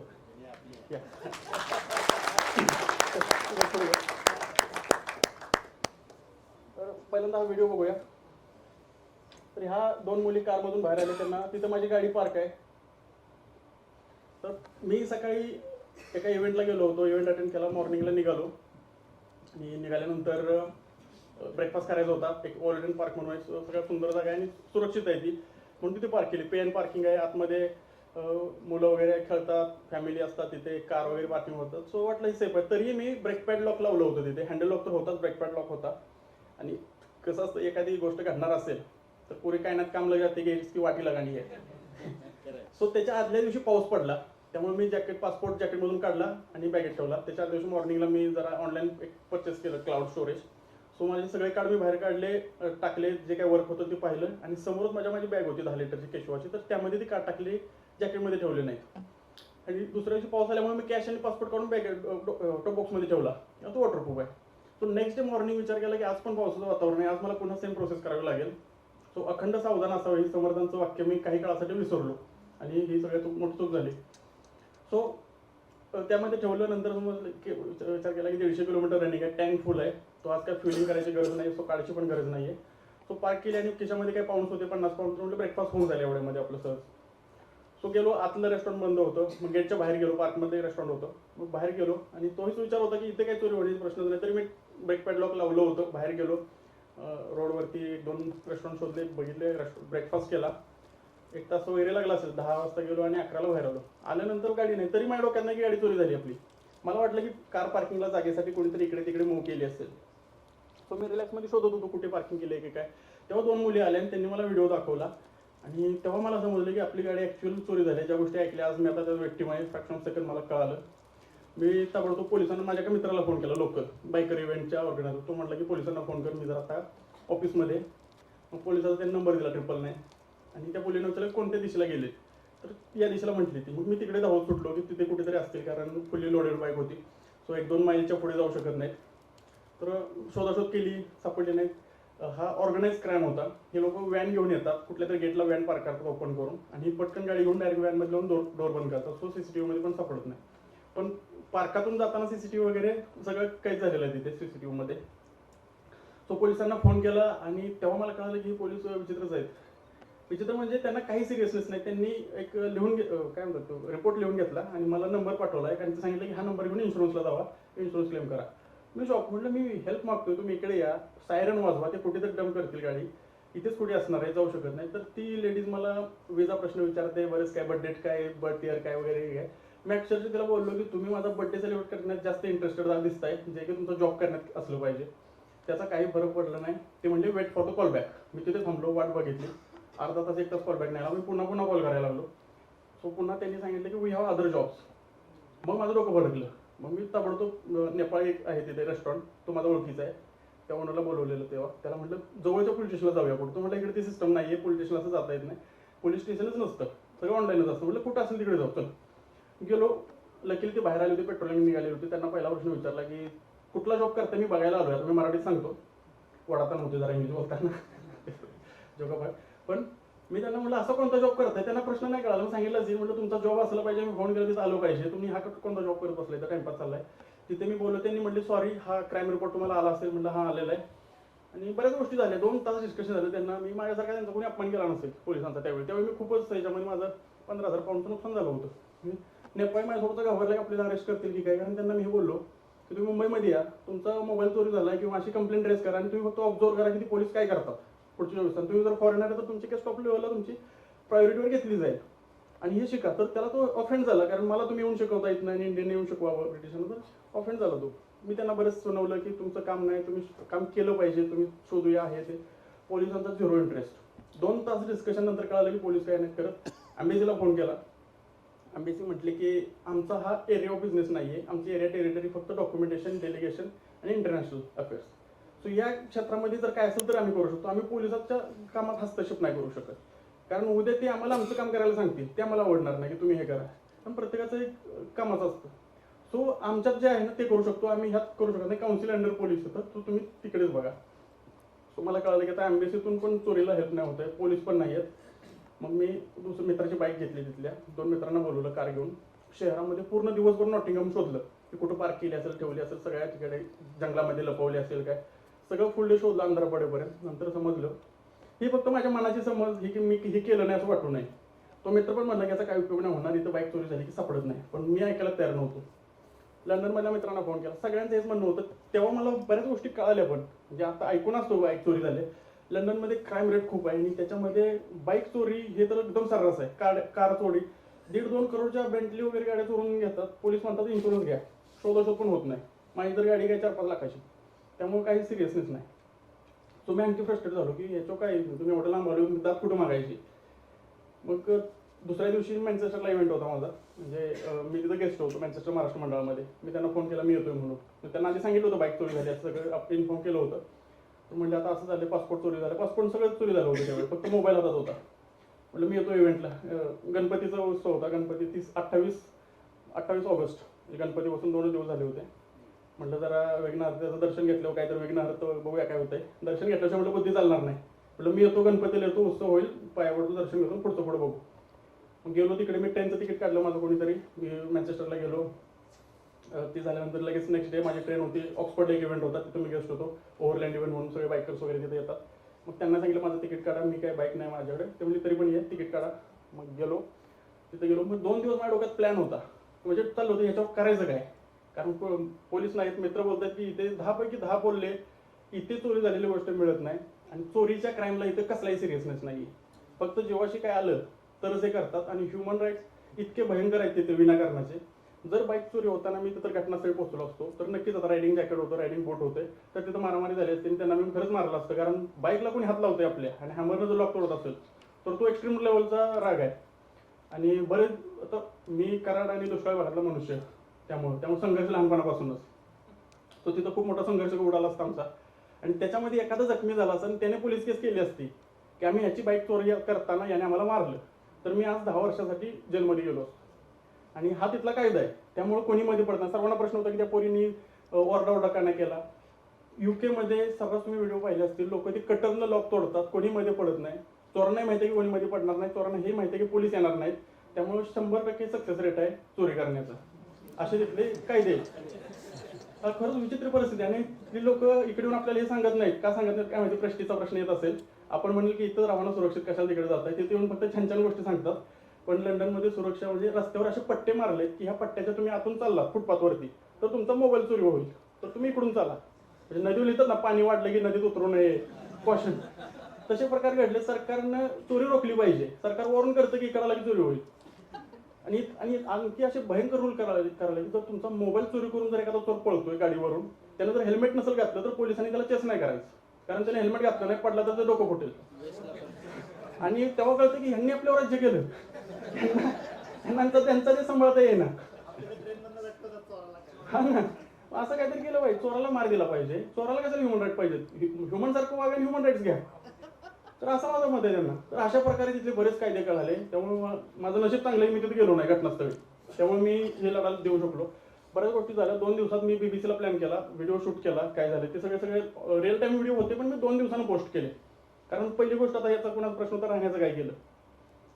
आता मला दुसऱ्या दिवशी गणपतीला गेलो, दर्शन झालं, हे वगैरे. पण डोक्यात प्लॅन होतं की आता हा करायचं काय, घरी तर मी जाणार नाही. एम्बेसीला सांगितलं होतं फोन करून मी की मला पाहिजे पासपोर्ट. एक EC असतं, इमर्जन्सी सर्टिफिकेट. आपला जर आपल्याकडे जर टुरिस्ट विजा असेल आणि आपण एका परदेशात असेल आणि आपला पासपोर्ट हरवला तर आपल्याला एक EC भेटतं आणि ते घरी यायचं असतं. कारण तुम्ही जर वर्क विजा असेल तर तुमचं काम अडलंय म्हणून तुम्हाला पासपोर्ट दिला जातो. स्टुडंट विजा असेल तर तुम्हाला तिथं राहायची गरज आहे म्हणून तुम्हाला पासपोर्ट दिला जातो. तुम्ही जेव्हा टुरिस्ट विजावरती येता तेव्हा हे तुमचा हाऊस आहे आणि पासपोर्ट हरवलं म्हणजे तुमची हाऊस पिटली, आता जावा घरी, म्हणजे हाच रूल असतो. आता माझे विषय सगळेच आहे, पण माझे टोन किंवा माझे ते जरा भाषा तसे, त्यामुळे जरा होतं विनोद जोगोपाठ. पण हा प्रकार असतो की सगळं घरी जाणे. मला माहित होतं की मला आता ही PC देतील. मी त्यांना सांगितलं जर मला तुम्ही इलेक्ट्रॉनिक EC देत असेल इमर्जन्सी सर्टिफिकेट तर मी एम्बेसीकडे येणार नाही. मी इकडेच भूमिगत होऊन लढा देणार वासुदेव फडक्यांसारखा. मी येणारच नाही म्हटलं. मग मला डिपोर्ट करा, मला शोधा, काही करा, मी माझा निर्णय घेईन. एम्बेसीवाले म्हटले की देतो तुला पासपोर्ट देतो. तोपर्यंत पेरूचे अँबॅसेडर आहेत, सांगलीचेच आहेत ते, विश्वास सपकाळ, ते पेरूला. त्यांना फोन केला. त्यांना म्हटलं पासपोर्ट देण्याची व्यवस्था असते का, तुमच्या देशात मी असतो ना, असं झालं असतं. म्हणजे ते आता तिकडे अँबॅसेडर आहेत पेरू लिमाला. ते बोलले की अशा एक्सेप्शनल केसमध्ये मी तुला पासपोर्ट दिला असता. म्हटलं मग लंडनवाले पण देतील, त्यांनी पण दिला पाहिजे. मग तुम्ही पण जरा पुश करा, मी पण सांगतो. आणखी एका दोघांना विचारलं, एम्बेसी चांगल्या ओळखीचे असतात. माझी होतीच ओळख, पण इतकं डिस्कस करण्यासारखी नव्हती. त्यांनी मला फेलिसिटेट केलं होतं, त्यांना माझ्याबद्दल माहिती होतं. आधी लोकांना विचारलं, ते पण म्हटले की पासपोर्ट देणं अवघड आहे जरा. आणि EC सगळ्यांचं येत होतं की EC देईल आणि घरी जाता येईल तुला. म्हटलं मी तर घरी जाणार नाही, मी इथं गाडी घेऊन घरी जाणार, मला माझी लोखंडी कुऱ्हाड पाहिजे, असा माझा स्टँड होता. सो मग कन्फर्म झालं की मला पासपोर्ट मिळू शकतो. पुन्हा आता राहण्याखाण्याची सोय. माझा एक मित्र गुजरात आहे, त्याचा एक फ्लॅट आहे, त्याचा बरेच बिझनेस आहे. तर कामगारांना त्यांच्या स्टाफला कधी कधी अडचण आली तर एक राहण्याची सोय असावी म्हणून त्याचा एक फ्लॅट आहे. तुम्ही विचारलं की फ्लॅटवर आता कोण आहे, म्हणलं कोणी नाही. म्हटलं मला राहायचं आहे आणि अनलिमिटेड काळासाठी, कधी जाणार आहे काय माहिती नाही. तर म्हटलं झालंय काय, म्हणजे ते नंतर सांगतो, मला फक्त अवेलेबिलिटी किती दिवस राहू शकतो. म्हटलं तुला राहायचं तेवढं राहा, आहे सोय, एक बेडरूम खाली आहे. म्हटलं ठीक आहे डन. आणि राहण्याची त्या माणसाचे 2-4 रेस्टॉरंट्स पण आहेत. तर म्हटलं खाण्यापिण्याची सोय होईल. तर पहिलं मी माझ्या ह्या लढाईसाठी, ही लढाई म्हणू शकतो मी, त्याच्यासाठी पहिलं बॅकग्राऊंड तयार केलं, पासपोर्ट, कारण ते लिगल राहिलं पाहिजे मला. लिगली मला राहता आलं पाहिजे. कारण मी उद्या मीडियामध्ये जाणार, बोलणार काहीतरी आणि मला पकडलं कोणी तर तुझं पासपोर्ट दाखव तर मला रिपोर्ट करतील आणि पुन्हा माझ्यावरती सगळं होईल. सो पहिली राहण्याखाण्याची सोय आणि अशा ठिकाणी सोय केली की तिथं पोलीस पोहोचणार नाहीत, तर चोर पोहोचणार नाहीत. जर उद्या मॅटर वाढलाच तर माझी जागा सुरक्षित असावी. सो ही सगळं 2 दिवसात प्लॅन केला. मँचेस्टरला गेलो, ऑक्सफोर्डला गेलो, मग लंडनला आलो.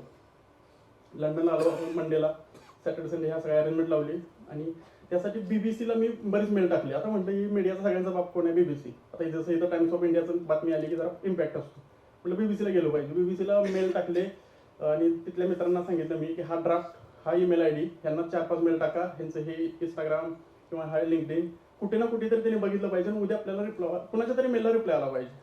सो लकीली एकाच्या मेलला रिप्लाय आला, त्यांनी माझा नंबर दिला, मला फोन आला आणि मग झालं. म्हणलं इंटरव्ह्यू शेड्यूल केला की काय प्रकार आहे. आता पुन्हा हेच की बाईक चोरी होणे म्हणजे एकदम ऑर्डिनरी. जसं मी म्हटलं पंजाबमध्ये दाढी दुकान टाकण्यासारखं आहे की तिथं तुम्ही चोरीचा केस म्हणताय म्हणजे याला काहीच किंमत नाही. अशामध्ये त्याला आपल्याला वेटेज क्रिएट करायचं होतं मला की ही केस ऑर्डिनरी नाही आहे आणि मी ती पटवून देऊ शकलो. बीबीसीला सांगितलं की मी त्यांना पहिलाच प्रश्न केला मी, म्हणजे सांगितलं इंटरव्ह्यूमध्ये की तुम्ही मुंबईमधली ब्रिटिश एम्बेसी चेक करा, त्यांची ट्रॅव्हल ॲडवायझर आहे की if you are a British citizen and travelling into the India, Pakistan, Bangladesh, China, Russia, त्यांनी अशा 50 कंट्रीची नावं टाकली की इथून जात असेल तर तुम्ही सुरक्षेची काळजी घ्या कारण ह्या कंट्रीज सेफ नाही आहेत. त्यामध्ये इंडियाचं पण नाव आहे. तर म्हटलं हे जे तुम्ही टाकताय त्या सगळ्या कंट्रीतून ट्रॅव्हल करून आलो, पण मला कोणी सांगितलं नाही की ही कंट्री अशी तुमची अनसेफ आहे. मला कोणीतरी सांगायला पाहिजे होतं या कंट्रीमध्ये हा प्रकार सुरू आहे. हे मी बीबीसीला सांगितलं, त्यांनाही पटलं असेल किंवा बऱ्याच मी फॅक्ट दिल्या आणि सांगितलं की मुंबईमध्ये जर असतो, माझी एक गाडी, I have another bike parking the 10,000 mile away from me and never worry for a single second last 4 months because there is Mumbai police. हे त्यांना खूप लागलं आणि here I cannot leave my bike 10 minutes away, that's your credibility. असं म्हटल्यानंतर त्यांचा युग hot झाला आणि सगळा इंटरव्ह्यू झाला. नंतर त्यांना म्हटलं मी अशा देशातून आलोय, डेमोक्रेटिक कंट्री आहे, मी पंतप्रधानांनाही क्रिटिसाइज करू शकतो, पोलिसांनाही करू शकतो, अशा कंट्रीतून आलोय. तुमच्या देशाचा आणि तुमच्या सिस्टमचा मला माहित नाही. तुम्हाला जर हा हॅश इंटरव्ह्यू पटला नसला तर शुगर कोटेड आणि स्क्रिप्टेड देतो. तुम्ही मला सांगा, आपण रेकॉर्ड करू. हा रेकॉर्ड झाला होता, आपला सॉरी हा रेकॉर्डिंगवरती होता. मी त्यांना सांगितलं की तुम्हाला असं वाटलं तर तुम्ही आपण रेकॉर्ड करू. आता बीबीसी वाल्यांचं पुन्हा गोवरती आलं की उद्या जर ह्यांनी सांगितलं की मी वेगळा दिला होता आणि यांच्याकडे गट्स नाही आहेत की सत्य परिस्थिती मांडायची, सो पुन्हा ते म्हटले की डोंट वरी, असं काही नाही, आम्ही पण तसेच आहोत. म्हटलं दाखवा मग. पण दुसऱ्या दिवशी हे सर्व मुद्दे मांडले गेले आणि सगळ्या मीडियाचं अट्रॅक्शन त्याच्याकडे आलं कारण हे सगळे मुद्दे व्हॅलिड होते. मुंबई पोलिसांचं नाव घेतलं होतं, माझी गाडी 10,000 किलोमीटर दूर असून सुद्धा मला टेन्शन नव्हतं. तुमची इकडे अशी सिस्टम आहे, मी वर्ल्ड टूर करायला आलो इकडे आणि 17 कंट्रीमध्ये ज्यांना तुम्ही सांगितलं ही टेरेस कंट्री, चोर कंट्री, त्या कंट्रीतून ट्रॅव्हल केलंय. तिकडे काही झालं नाही, पण मला कोणी सांगितलं नाही की लंडनचा असा प्रकार आहे. आणि मी वारंवार म्हणत होतो की I am in the great Britain आणि ग्रेटवर जोर देतो की I am in the great Britain, this is the United Kingdom, this is the greatest country, this is Scotland. I heard lot of things about Scotland and UK police and everything. So पुन्हा पोलिसांच्या युगोवरती आलं आणि मी प्रत्येक वेळेस म्हणत होतो की I am in the great Britain, you should do it, it's very easy because I am in the great Britain, this is the great country. So मला मीडियाचं एवढं अटेन्शन हेच भेटलं. तिथं मी स्काय टीव्हीला प्राईम टाईमला होतो, 8:45 ते 9 पर्यंत स्काय टीव्हीचा इंटरव्ह्यू इंस्टाग्रामवर टाकला होता. तिथं मी चॅनलवरती त्यांना म्हटलेलं आहे की हे तुमचे सगळे ग्रेट पोलीस आहेत, सगळे ग्रेट सिस्टम आहे, तुम्ही वापरा माझी गाडी, there is no plan B. So हा माझा ह्याचा प्लॅन होता की पहिल्या दिवशी पोलिसांना शिवाय दिल्या, पण नंतर कळालं की हे ब्लेम गेम करून काय उपयोग होत नाही, आपल्याला काहीतरी डोक्यानंच केलं पाहिजे आणि ह्यातून आउटरीच करायचं आहे, पोलिसांचं प्रेशर टाकायचं तर मीडियाच पाहिजे. सो जेव्हापासून मी मंडेला कोणाला नाव दिलं नाही, कोणाला शिवाय दिलं नाही, कोणाला काय बोललो नाही, तुम्ही सगळे बेस्ट आहात, ग्रेट आहात वगैरे, तुम्ही आपली माझी गाडी द्या, मी जातो माझ्या मार्गाला, हा माझा स्टँड होता. आणि मला एक्सपोज करणं खूप सोपं गेलं असतं त्यांना, मी चूक झाली असती तर. 4 दिवस बीबीसीला खूप मजा आली कारण TRP होता, व्ह्यूज होते. नंतर इतक्या कमेंट वाईट आल्या की इव्हन आपले शशी थरूर पण म्हणले की ब्रिटिश म्युझियममध्ये असेल किंवा ब्रिटिश म्युझियममधून हे ट्रेनिंग दिलं जातं चोरीचं. सो आता हा MPI इकडे. सो हा इम्पॅक्ट एवढा जोरात झाला होता त्याचा, ह्या गोष्टीचा, की पुन्हाही अंगलटी आलं त्यांच्याच. कारण आपल्याच कंट्रीला सगळी कमेंट्समध्ये नावं ठेवतात, सगळीकडे हेच आहे की UK क्राईम रेट वगैरे ह्या गोष्टीबद्दल. सो पुन्हा BBC पॉझिटिव्ह न्यूज शोधायला लागली. म्हणजे कोणी तर मला बाईक ऑफर केली. आता ते इव्हॅन मॅग्रो म्हणून हॉलिवूड ॲक्टर आहे, तर त्यांनी मला बाईक दिली. ती न्यूज तुम्ही पाहिली असेल. त्यांच्याच माझं डिस्कशन झालं होतं. त्यांनी मला 1 वर्षासाठी लेंड करत होते बाईक आणि मी भारतात घेऊन आल्यानंतर त्यांच्या इथल्या शोला मला त्यांना ती द्यायची होती, असं त्यांची ऑफर होती. मी ती नाकारली की मला हे उद्योग करायचे नाही आहेत, मला कम्प्लीट ओनरशिप असेल तर द्या, नाहीतर मी विकत घेईन, तुम्ही घरी जाईन, मला असली नवीन लपडी करायची नाही. सो तरी पण BBCने त्यांची न्यूज केली की अशाची बाईक देणार आहे कारण त्यांना पॉझिटिव्ह टाकायचं होतं. नंतर एकाला अरेस्ट केला तो दुसऱ्या केसमध्ये, आणि पोलीस काय म्हटले होते यांना की कदाचित योगेशच्या बाईकचे धागेदोरे आपल्याला इथून मिळतील. त्या एवढ्या एका वाक्यावरती बीबीसीने न्यूज चालवली की 1 अरेस्ट 18 years 1 अरेस्ट, कारण त्यांना हा डॅमेज कंट्रोल करायचा होता. म्हणजे हा विषय इतका वरच्या लेवलला गेला होता की बीबीसी सगळे पॉलिटिक्स करत होते या बाबतीत. आणि मी कसा कसा ह्यातून ताऊन सुलाकून टिकून निघलो. माझं कुठलंही स्टेटमेंट कॉन्ट्रॅक्ट नव्हतं, सगळं परफेक्ट होतं. सगळ्यांना एकच वाक्य, कुठलाही प्रश्न असो. पहिली गोष्ट इंग्लिश माझी थर्ड लँग्वेज, त्यात थर्ड क्लास. म्हणजे शिक्षणच आपलं मराठी राहील शिक्षण झालंय, आणि आयुष्यात कधी इतकं इंग्लिश बोलतो. त्यांनी माझं इंग्लिश बाहेर काढलं सगळं बाहेर. जे काय होतं ते जोगापाठ. पण त्यामुळं पहिला प्रश्न की कॅमेरा फेस करतोय, बीबीसारखे लोक माईक घेऊन पुढे आहेत, वेगवेगळ्या प्रकारे प्रश्न विचारतात. पहिला प्रश्न त्यांचा ऐकून ते अर्धे शब्द बोलतात. ब्रिटिश ॲक्सेंट खूप डिफिकल्ट आहे. तो असा एकदम कानात प्राण आणून ऐकायचा प्रश्न, आणि लगेच फ्रॅक्शन ऑफ सेकंड त्यांना उत्तर पण असं सारखेशिक द्यायचं. आता ती ट्रॅव्हल म्हणा, वाचनामुळे म्हणा, किंवा काहीतरी सारख्याचा माल आहे. तर त्यामुळे मी व्यवस्थित उत्तरं दिली. मीडियामुळे खूप झालं, पोलिसांचा प्रेशर आला, पोलीस कामाला लागले, पोलीस मला मेल करून मला रिपोर्टिंग करायला लागले. आणि मग एका वेळी काय गेले, एका याच्यामध्ये त्यांनी रिस्पॉन्ड दिला नव्हता. मग मी पुन्हा 2-4 बीबीसीचे जे माझ्याकडे कॉन्टॅक्ट होते त्यांचे ईमेल ID CC मध्ये टाकले, आणि मग पुन्हा मेल करायला सुरुवात केली. मी म्हटलं तर तुम्ही जर काय उलटं सुलटं केलं तर न्यूजच करायची लगेच यायच्या, तुम्हाला न्यूजची हाऊसच आहे तर मग न्यूजच करूया. पुन्हा असे बरेच पॉलिटिक्स झाले. पुन्हा मला बरेच लोकांचे SMS यायला लागले असे, म्हणजे तेच त्यांचं सगळं प्लॅन्टेड होतं बऱ्याच गोष्टी या, की आम्ही तुला दुसरी गाडी देतो. एक जर म्हटला की 1290 देतो, KTM 1290 देतो. मी म्हटलं thank you very much, I really appreciate your support and gesture या सगळं. तर तो म्हटलं, मी म्हटलं पण मी ऑलरेडी ऑफर ॲक्सेप्ट करतोय, माझं त्यांच्याशी डिस्कशन सुरू आहे. तर त्यांचं काय म्हणणं होतं की माझ्याकडे लेटेस्ट आहे 25 मॉडेल वगैरे काय. आता मला लगेच कळालं, मी तो मगाशी म्हटलं 12 देशाला पाणी पाजलेला माणूस आहे, त्यांचं राजकारण लगेच कळालं. त्यांना म्हटलं मी खूप छान गाडी आहे, चोरी व्हायच्या आधी फिरून मजा करून घ्या, तुम्ही फिरायला जावा, ती गाडी घेऊन घरात पार्क करू नका. प्रत्येकाला उत्तर, गाडी घ्या, एन्जॉय करा, चोरी होण्याच्या आधी एन्जॉय करून फिरून घ्या, मला काही देऊ नका, मला इंटरेस्ट नाही आहे, ऑलरेडी आहे. हे कशासाठी, जर मी कोणाची ऑफर ॲक्सेप्ट केली असती तर पुन्हा स्क्रीनशॉट व्हायरल करून की ह्याचा उद्देश असा आहे की म्हणजे जिकडं चांगलं दिसेल तिकडं पळणे, हा ह्याच्यात होमवर नाही आहे काय, असे मला वेगळे आले ना. मला माहिती आहे की भाई बाईक चोरी करणं सोपं आहे, बाईक देणं डिफिकल्ट आहे. हे जे लोक म्हणतात ते काही खरंच देणार नाही, त्यांना फक्त प्लॅन करायचं आहे किंवा काहीतरी ट्रॅप लावायचं आहे. असे 3-4 मॅसेज सगळ्यांनीच उत्तर दिलं, हे चोरट्यांचा देश आहे, चोरी होण्याच्या आधी एन्जॉय करून घ्या तुमची बाईक आणि तुम्हीच एन्जॉय करा, मला काही देऊ नका, मला इंटरेस्ट नाही तुमच्या ऑफरमध्ये. मला प्रॉलिस करायला लागलं हे. मी जो बाईक घ्यायला गेलो, म्हणजे बाईक आता लेटेस्ट घेतली, पण त्याच्या आधी जेव्हा मी 11 तारखेला डिस्कशन करायला गेलो होतो त्या ह्यांच्याकडे की तुमची बाईक खरंच माझ्या नाव होणार आहे का, तुमचं ऑफर काय, तुम्हाला ह्याच्या बदल्यात काय पाहिजे, डिस्कशन करायला गेलो होतो. डायरेक्ट ऑलरेडी तिथं बीबीसी 3-4 मीडियावाले होते. तेव्हा पटकन माझ्या डोक्यात प्रकाश पडला की हे सगळं प्लॅन चालले, डॅमेज कंट्रोलचं चाललेलं आहे, यांना फक्त आता पॉझिटिव्ह दाखवायचं की आम्ही खूप चांगले करतोय वगैरे हे ते. आणि हे बाईक चोरीचं पोलिसांचं प्रेशर, कारण सगळ्यांनी त्यांना झापलं असणार आहे की तुम्हीच चालवले सुरू, ब्रिटिशच आहे, ब्रिटिश ब्रॉडकास्टिंग कंपनी. कारण मी त्यांना सांगितलं होतं की मी फक्त डिस्कशन करायला आलो, मला त्यानंतर मी कन्फर्म करेन की घेणार आहे की नाही. पण त्याची लगेच 5 वाजता, संध्याकाळी 5 वाजता ते आमच्या स्टोअरमधून गेले डिस्कशन करून, आणि मी मित्राच्या घरी गेलो. 6:30 वाजता बीबीसीवरती TV आम्ही न्यूज बघत होतो. म्हणजे 1.5 तासामध्ये एपिसोड एडिट करून एवढा फास्ट दाखवला 6:30 वाजता. तेव्हा मला कळालं की हे राजकारण आहे, हे सगळं पॉलिटिक्स चाललंय, हे पण यांना डॅमेज कंट्रोल करायचं आहे. तर मग मी पण त्याप्रमाणे सुरू केलं, आणि म्हटलं ठीक आहे. पोलिसांना डायरेक्ट पुन्हा मेल टाकायला सुरुवात केली पोलिसांना की ह्या बाईक वगैरे भेटले, याचा अर्थ असं नाही की मी सोडतोय. आता कोर्टात केस उभी राहणार आहे.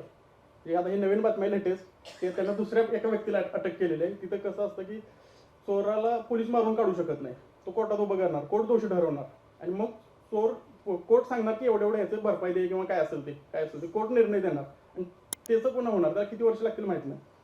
पोलिसांनी मला मेल टाकला की आता कुठे आहे, किती दिवस UKमध्ये, जर ट्रायल सुरू झाली तर येणार का. वाचल्या सांगितलं मी येतो, मी इथेच आहे, कुठे जात नाही. म्हणून मी काय स्टोरी वगैरे टाकली नाही Instagramवर की मी फ्लाईंग टू लंडन हे ते आत्ता तिथं टाकली, आणि काय व्हिडिओ वगैरे केला नाही. आता 2-3 दिवसांना सांगेल, कारण त्या मेलची वाट बघत होतो की ह्याच्यावर त्यांचं काय उत्तर आहे. कारण बरेच पॉलिटिक्स झालं, पोलिसांकडून झालं, मीडियाकडून झालं. 4 दिवस सगळ्यांना मजा आली, ही सगळी बदनामी सुरू झाली. इतकं विषय पहिल्यांदा सांगितलं मी तुम्हाला की ट्रेंडिंग विषयावरून गेलो होतो, आणि इंडियन कम्युनिटीने एवढा आउटरीच क्रिएट केला की आपल्या भारतामधून इतका रिस्पॉन्स आला. सगळ्यांनी स्टोरी शेअर केली, कमेंट्स केले. सगळ्या माझ्या ह्या बाईक चोरीचा विषय आला ना की सगळ्यांच्या कमेंट्स असायच्या अगेन्स्ट UKच्या. सो त्यांना कळालं की आपली वर्ल्ड वाईड प्रतिमा खराब होते, आणि सगळ्या देशामध्ये बातमी झाली होती. अगदी व्हिएतनाममध्ये पण बातमी, मला परवा लिंक मिळाल्या का व्हिएतनाममध्ये पण बातम्या आहेत, वेगवेगळ्या देशांमध्ये, इटालियन भाषेमध्ये, रशियन भाषेमध्ये बातम्या आहेत. तो सगळीकडे UKमध्ये एकाची बाईक चोरी झाली, हा प्रकार सगळीकडे झाला. सो त्याचा मला पुन्हा त्रास झाला. सुरुवातीला सगळ्यांना मजा आली, पण मी माझा फोकस हटवला नाही.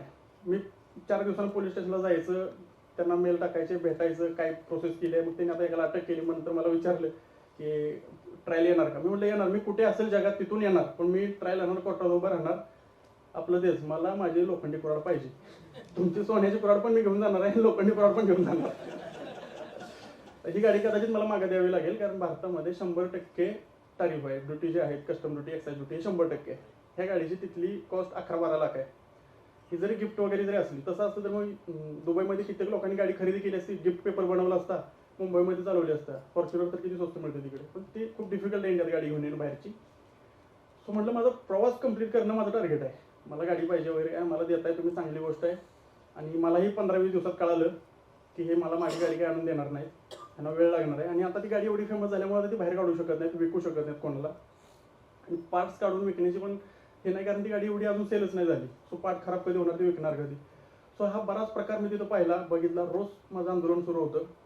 एम्बेसीमध्ये जायचं, मीडियामध्ये जायचं, बरेच मीडिया, कॅमेरा, कुणाला नाही म्हटलं नाही मी. कोण पॉडकास्टवाला आला, ठीक आहे चला, कोणी इन्फ्लुएन्सर आले, असं असं करायचं, याचाला येऊ द्या. सकाळी ते दिवसभर कधी जेवलो, कधी काय माहीत नाही, वजन किती कमी झालं काही लक्ष नाही. पहिलं आपलं फोकस हेच. सो आता प्रचंड स्ट्रेसफुल होते मागचे 20-22 दिवस लंडनमध्ये. त्या दुसऱ्याच्या देश, आता थंडी सुरू होते, पण लोकांचा सपोर्ट भेटला. लोक फोन करून विचारपूस करायचे. आपल्या इथून सोशल मीडियाचा इतका इम्पॅक्ट झाल्यामुळे मीडियाला लक्ष द्यावं लागलं त्यामध्ये. आणि BBC सारखा मीडिया होता सोबत, आणि त्यांना इंटरेस्ट होता. अजूनही मला त्यांनी मेसेज करतात की पुढचं अपडेट काय, कारण आपल्याला न्यूज करायचे. 3-4 तर बातम्या BBC टीव्हीवर येणे, ही गोष्ट जरी चांगली असली तर त्याचं कारण चांगलं नाही. स्काय टीव्हीच्या त्या स्टुडिओमध्ये बसतानाच मी त्या मॅडमना म्हटलं होतं की लंडनमध्ये, UK मध्ये स्काय टीव्ही सारख्या लिडिंग न्यूज चॅनलवरती मी प्राईम टाईमला बसतोय. हे जरी एकदम माझ्यासाठी ऑनर असलं तर हे जर रिझन काही चांगलं नाही आहे, ते मी अभिमानाने मिळवू शकत नाही. असं डायलॉग मारून बसलो होतो. तेव्हा तिला कळालं की इंटरेस्टिंग होणार आहे. आणि त्या चॅनलवरतीच मी म्हटलंय तिथे की बऱ्याच गोष्टी झाल्या, तर त्या लेडीजनं विषय बदलून आफ्रिकावर नेला की you are doing a challenging journey in the Africa, so next leg is Africa. मी प्रश्न संपल्यावर बोललो की no, Africa is not challenge, UK is the real challenge. तिथं मी त्यांच्या चॅनलसमोर बोललोय. त्याचं कारण की तिथे चोरीच्या याला सोशल सिक्युरिटी अजिबात नाही. मला काही कुठली कंट्री ब्लेम करायची वगैरे काही नाही. मला जायचं, सुंदर कंट्री, गेलो, फिरलो, मजा गेली, एक्झिट केली, पुढच्या कंट्रीला निघालो. फक्त की मला तुम्ही विजा देताय तर माझी सोशल सुरक्षा गरजेची आहे. भारतात जर कोणी आलं, त्याची चोरी झाली, तिथे पोलीस त्याच्या मागे लागणार, आपलं काम ते करणार, कारण त्यांचं ते काम आहे. माझी तीच अपेक्षा की UK पोलिसांचं तेच काम आहे, त्यांनी ते करावं.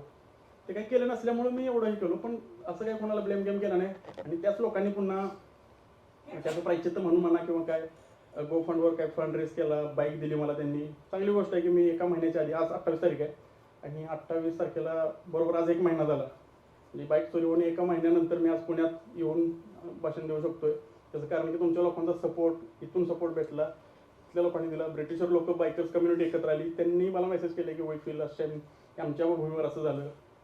आणि सगळ्यांचा पोलिसांवर रोष होता. इव्हन लोकल लोक सुद्धा सुरक्षित नाही आहेत, ते सुद्धा हे फेस करतात. आणि मी बायकिंग कम्युनिटीचा एक इव्हेंट होतो, तिथं गेलो, त्यांना मी फ्रेंडली प्रश्न विचारले की तुम्ही बऱ्याच देशातून ट्रॅव्हल करता, US आणि UK या 2 कंट्रीला काही मी असं ब्लेम करत नाही, पण यांनी बऱ्याच कंट्रीला ठरवलंय की ही आफ्रिका चोर कंट्री आहे, इराण टेररिस्ट कंट्री आहे, भारत सिक्युअर नाही आहे, पाकिस्तान असं, रशिया, चायना एकदम युद्धखोर कंट्री. प्रवास करताना कळतं की खरा सगळ्यात जास्त क्रिमिनल आहे क्राईम तो US मध्ये आहे. पण आता कुठल्याच कंट्रीच्या एम्बेसीमध्ये नसेल की if you travelling into US, तर ट्रॅव्हल ॲडवायझरी आपल्याला कुठेच भेटणार नाही की US मध्ये ट्रॅव्हल करताना तुम्ही ह्या काळजी घ्या, अशी कुठली कंट्री भेटणार नाही. पण तिथं लहान लहान मुलं बंदूक घेऊन सुपर मार्केटमध्ये सुद्धा लोकांना मारू शकतो, चोरी करताना म्हणतो, तिथं डायरेक्ट फायर होत आहे. तिथं UK मध्ये डायरेक्ट कोर्टात जेलमध्ये नेतात, पण US मध्ये तर डायरेक्ट फायर करतात. म्हणजे इतकी वाईट अवस्था US मध्ये आहे. पण कुठलीच कंट्री तुम्हाला सांगणार नाही की अशाची ट्रॅव्हल ॲडवायझरी आहे की तुम्ही तिकडे जाताना काळजी घ्या. पण हे लोक सांगतील की तुम्ही इकडे जाताय, ह्याची काळजी घ्या, त्याची काळजी घ्या, ही चोर कंट्री आहे, हे ते. तर ह्या तो हिपोक्रसी, ही जी काय बायस होतं किंवा ही आयरॉनी, हे मी तिथं बोलत होतो. आणि ते फक्त चांगल्या भाषेमध्ये, की कोणाला काय ऑफेंड वगैरे नाही. ब्रिटिश लोकांनी बराच सपोर्ट केला, मला भेटायला आले, साहित्य पाठवलं. म्हणजे कपडेच नव्हते मला, टी शर्ट, जॅकेट काढलं तर कपडे नाहीत, घालायला टी शर्ट नाही, शूज काढला तर घालायला चप्पल नव्हती मला. म्हणजे 2 दिवस तर मी कोणाची चप्पल, कोणाची पॅन्ट, कोणाचा शर्ट कसा दिसतोय, काय मॅच होतोय का नाही, काही बघितलं नाही. आपला फोकस एकच, आपल्याला फक्त इथं काहीतरी सगळं क्रिएट करायचं आणि प्रेशर टाकायचं फक्त पोलिसांना, आणि पोलिसांच्याकडून काहीतरी काम करून घ्यायचं. आणि दिवसभर थंडी, फक्त एक टी शर्ट होता, दिवसभर लंडनमध्ये जायचो, जेव्हा डोक्यात काम असतं तेव्हा थंडी लागत नव्हती. जेव्हा रिलॅक्स व्हायचं 3-3:30ला तेव्हा थंडी लागायला सुरू व्हायची. मग जॅकेट घ्यायला मी जायचो. 5,000-6,000 आपल्या ह्याच्यामध्ये पैसे नाही तेवढे, म्हणलं जॅकेट घेऊन काय थंडी लागू दे, म्हणलं काय जेव्हा थोडी जातोय थंडीनं. आणि असं आपलं ठरलं की थंडीनं मारायला मी आलोच नाही जन्माला. सो दुसऱ्या दिवशी सकाळी उठलं विसरून जायचो जॅकेटचं. पुन्हा हे आंदोलन सुरू, इकडे पळ तिकडे पळ, थंडी वगैरे काय सगळं. 5 वाजले थंडी वाजायला सुरू व्हायची. चौथ्या दिवशी कोणीतरी इंस्टाग्राम मेसेज केला की काय नव्हतं, मिनॉर क्लासिक म्हणून, मिनॉर पार्क क्लासिक.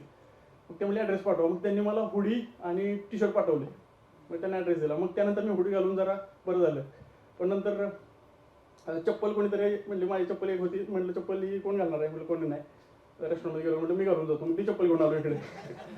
म्हणजे पप्पांना सुद्धा मी टी शर्ट मागताना दहा विचार करतो. मी 17 वर्षानंतर मी पुण्यात कर्वे रोडला काय हे करिश्मा सोसायटीमध्ये आयडियाच्या एरंडवणीमध्ये सुद्धा मी काम केले. 17व्या वर्षी डिप्लोमाला होतो, सेकंड इयरला.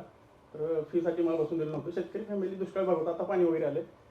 सर मी 17व्या वर्षापासून मी कोणाला पप्पांना टी शर्ट पण नाही मागितला.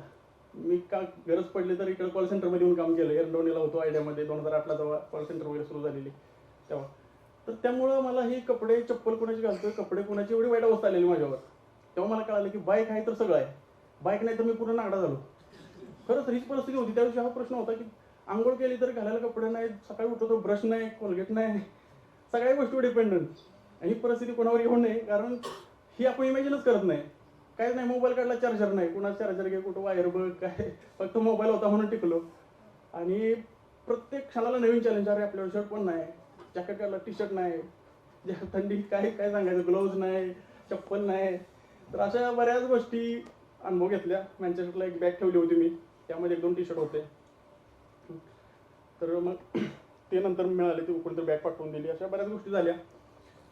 फायनली मग त्यांनी बाईक दिली, घेतली. म्हटलं जास्त ताणण्यात अर्थ नाही आहे, हे तर काय पोलिस शोधतीलच, आपला प्रवास राहिला पाहिजे. कारण जेवढे दिवस वाढतील खर्च वाढतोय, विंटर येतोय, कारण विंटरमधून पुन्हा बाहेर येणं अवघड जातंय.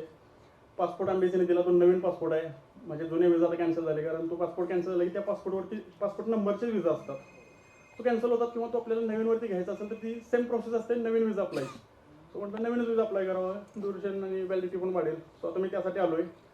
क्रेडिट कार्ड, डेबिट कार्ड सगळे ब्लॉक केले. युकेचा आणखी एक असा गचाव रूल आहे, आपण टॅप आणि पे असतं, टॅप केलं की आपल्याला वायफाय असेल तर पासपोर्टची गरज नाही जगभरामध्ये कुठेही. तर ती बंद ठेवलं, कारण माझं कार्ड चोरी झालं तर कोणी टॅप करू शकतं. पण युकेमध्ये स्वॅप केलं तरी सुद्धा तुम्हाला पासपोर्टची गरज नाही. आणि एकमेव कंट्री मला आजपर्यंत पाहिली की स्वॅपसाठी सुद्धा आपल्याला सगळीकडे स्वॅप केलं की आपण पिन टाकतो. तर माझे 3 इंटरनॅशनल कार्ड होते, बाकी काय Indian debit card, credit card. Credit card तर कुठेही चालतात. सो तिथे स्वॅप केलं की डायरेक्ट ट्रान्झॅक्शन. तिथे पासवर्ड, युकेमध्ये सिस्टम नाही पासवर्ड विचारायची. ती इतकी अशी मला फायनान्शियली पण मला सिक्युअर त्यामुळेच नाही वाटली. सो माझे कार्ड ब्लॉक गेले होते ना चोरीला, ते पहिले घेऊन मलाच कळलं कुठला ॲप ओपन करायचं, कुठले कार्ड ब्लॉक करायचे. कार्ड होते, क्रेडिट कार्ड होते, debit card, international card block केले फटाफट. ते एवढे पॅनिक सिच्युएशनमध्ये सगळ्यात पहिलं ते गोष्ट होतं, कारण कार्ड जर कोणी मारायचं, फायनान्शियल लॉस आपल्याला सर्वात मोठा असतो. मला ऑलरेडी एवढं गेलेलं आहे, त्याच्यामध्ये आणखी अकाउंटचे पण काही जर गेले, क्रेडिट कार्डवर जर गेलं तर त्याचं बिल मला भरायला लागेल काम धंदा करून पुन्हा. तर ह्या सगळ्या गोष्टी ते सगळे ब्लॉक केले कार्ड. ते आता काढण्यासाठी इकडे आलोय, डॉक्युमेंट हे सगळ्या प्रोसेस आहे, विजा. आणि अजून आफ्रिकेला जाण्यासाठी हे काय ते हे लागतं, येलो फिवर सर्टिफिकेट लागतं. येलो फिवर सर्टिफिकेट बनतं अंड्यापासून. मला आहे अंड्याची ॲलर्जी, मी येलो फिवर घेऊ शकतो. मी अख्खी कोंबडी खाऊ शकतो, पण कोंबडीचा अंड्याचा एक पार्ट नाही खाऊ शकत. असेल्युलर घे ना बेटा, असेल्युलर म्हणून एक मिळतं आता. हां, acellular yellow vaccine, yellow फिवरचं vaccine acellular. ठीक आहे, मी चेक करतो. मला त्यांनी एक्झामशन सर्टिफिकेट दिलं होतं, ते सर्टिफिकेट पण हरवलं मला. ते फिजिकल होतं. हां, एक्झामशन दिलं होतं, ते एक्झामशन सर्टिफिकेट पण गेलं. त्याचं आता ते हँड रिटन असं म्हणजे रेकॉर्ड पण नाही ऑनलाईन. सो मला पुन्हा ते येलो फिवरसाठी लाईन लावायचे, पुन्हा ते अपॉइंटमेंट घ्यायचे. आणि ते इझिली मिळत नाही येलो फिवर. हां, आता मला जवळ मुंबई येतात तिथे करेन. ते आठवड्यातून एकदा दिलं जातं, त्यात पण ते बॉटल फोडली की 5 लोक लागतात. मग 5 लोक असतील तरच ते धरतात. त्या दिवशी जर 4 लोक असतील तर 4घांनी वॅक्सिन मिळत नाही. प्रायव्हेटमध्ये मुंबईमध्ये मी मागच्या वेळी जर R&D केला ना, तो प्रकार होता, कारण त्याचं सगळं WHO कडून रेकॉर्ड राहतं. ओके, मग तिथे मुंबईचं आहेत का काय सोय?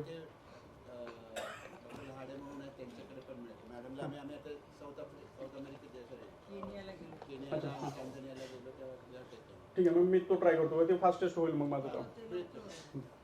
सो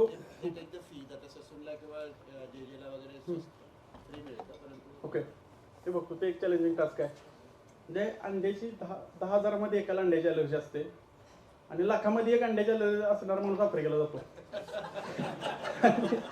आयुष्यात खूपच चॅलेंज आहेत. हो ना, म्हणजे तेव्हा हॉस्पिटलमध्ये त्यांचं काम आहे की ब्रीफ करणे की कोणाला अंड्याची अलर्जी असेल एक अलर्जी तर हात वर करा आणि ते सांगून कामाला लागतात.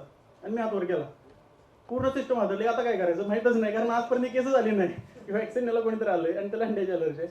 मग ते सिनियरकडे गेले, मग बघितलं त्या पनवेलमध्ये मी गेलो होतो. मी सिनियर म्हणजे मला पण माहीत नाही, त्याची फी घेतात की नाही तेही त्यांना माहीत नाही. मग ते बराच वेळ 1-2 तासानंतर ही सगळं पहिले मिटवली रेग्युलर आणि नंतर मग माझ्या केसवर काम केलं. ते म्हणले आम्ही पहिल्यांदाच हे एक्झामचं सर्टिफिकेट देतो. ते कसं द्यायचं ते माहीत नव्हतं, कारण कोणी अंड्याची अलर्जी असणारे खूपच कमी लोक आहेत जगात. अंड्यानी खूपच ब्रेकफास्ट परफेक्ट 4-5 अंडी खाली फुल डे एनर्जी प्रोटीन वगैरे मिळतं. पण मला सवलत आहे त्यामध्ये. मी पण केलं बसलो की कोणती संपते. तर असा प्रकार घडला. त्यानंतर झालं, ती बाईक ॲक्सेप्ट केली. पुन्हा बाईक घेतल्यानंतर ॲक्सेसरीजची कामं होती. लोकांनी फंड रेस केला होता, मग ते सगळं परचेस केले. जीवी वगैरे लंडनमध्ये, परदेशामध्ये खूप सोपं नाही की एका ठिकाणी सगळं मिळत, वेगवेगळ्या ठिकाणी शोधू शकता. झेरॉक्स काढण्यात सुद्धा चॅलेंजेस, तुम्ही फिरताना माहीत असेल की झेरॉक्स काढणे आपलं खूप इझी आहे, पण तिकडे तेही चॅलेंजेस आहेत. तर बऱ्याच गोष्टी चॅलेंजेस पार करून फायनली फ्लाईट पकडली. मी आलो इकडे, आता गावी जाणार. लोकांना रिलॅक्सेशनसाठी थायलंड वगैरे जावं लागतं, थोडं काय मजा असते, काय मला बांधावं जावं लागतं. ते करंजी झाडाखाली जाऊन करंजी झाडाखाली हमक लावून झोपायचं, मसर विसर आहेत आपली जरा तिथं गेलं की मला मग मेंटल एनर्जी वगैरे माझी जरा स्टेबल होती, सगळे मग गोष्ट मिळतो. त्यामुळे मी तातडीनं म्हटलं ओंकारला की आपण इथं भेटायचं तुम्हाला सगळ्यांना, तर एकत्र असं रेस्टॉरंटमध्ये भेटण्यापेक्षा आपण हॉलमध्ये भेटू, शांततेत बसू, बोलता येईल, जरा गप्पा मारता येईल. त्यानंतर कराड आणि गावी 4 दिवस आणि मग पुढच्या प्रवासाला. तर अशा प्रकारे हा प्रवास आहे. बोलायला कमीच आहे. थँक्यू व्हेरी मच, तुम्ही एवढ्या पावसात वगैरे आलात. धन्यवाद.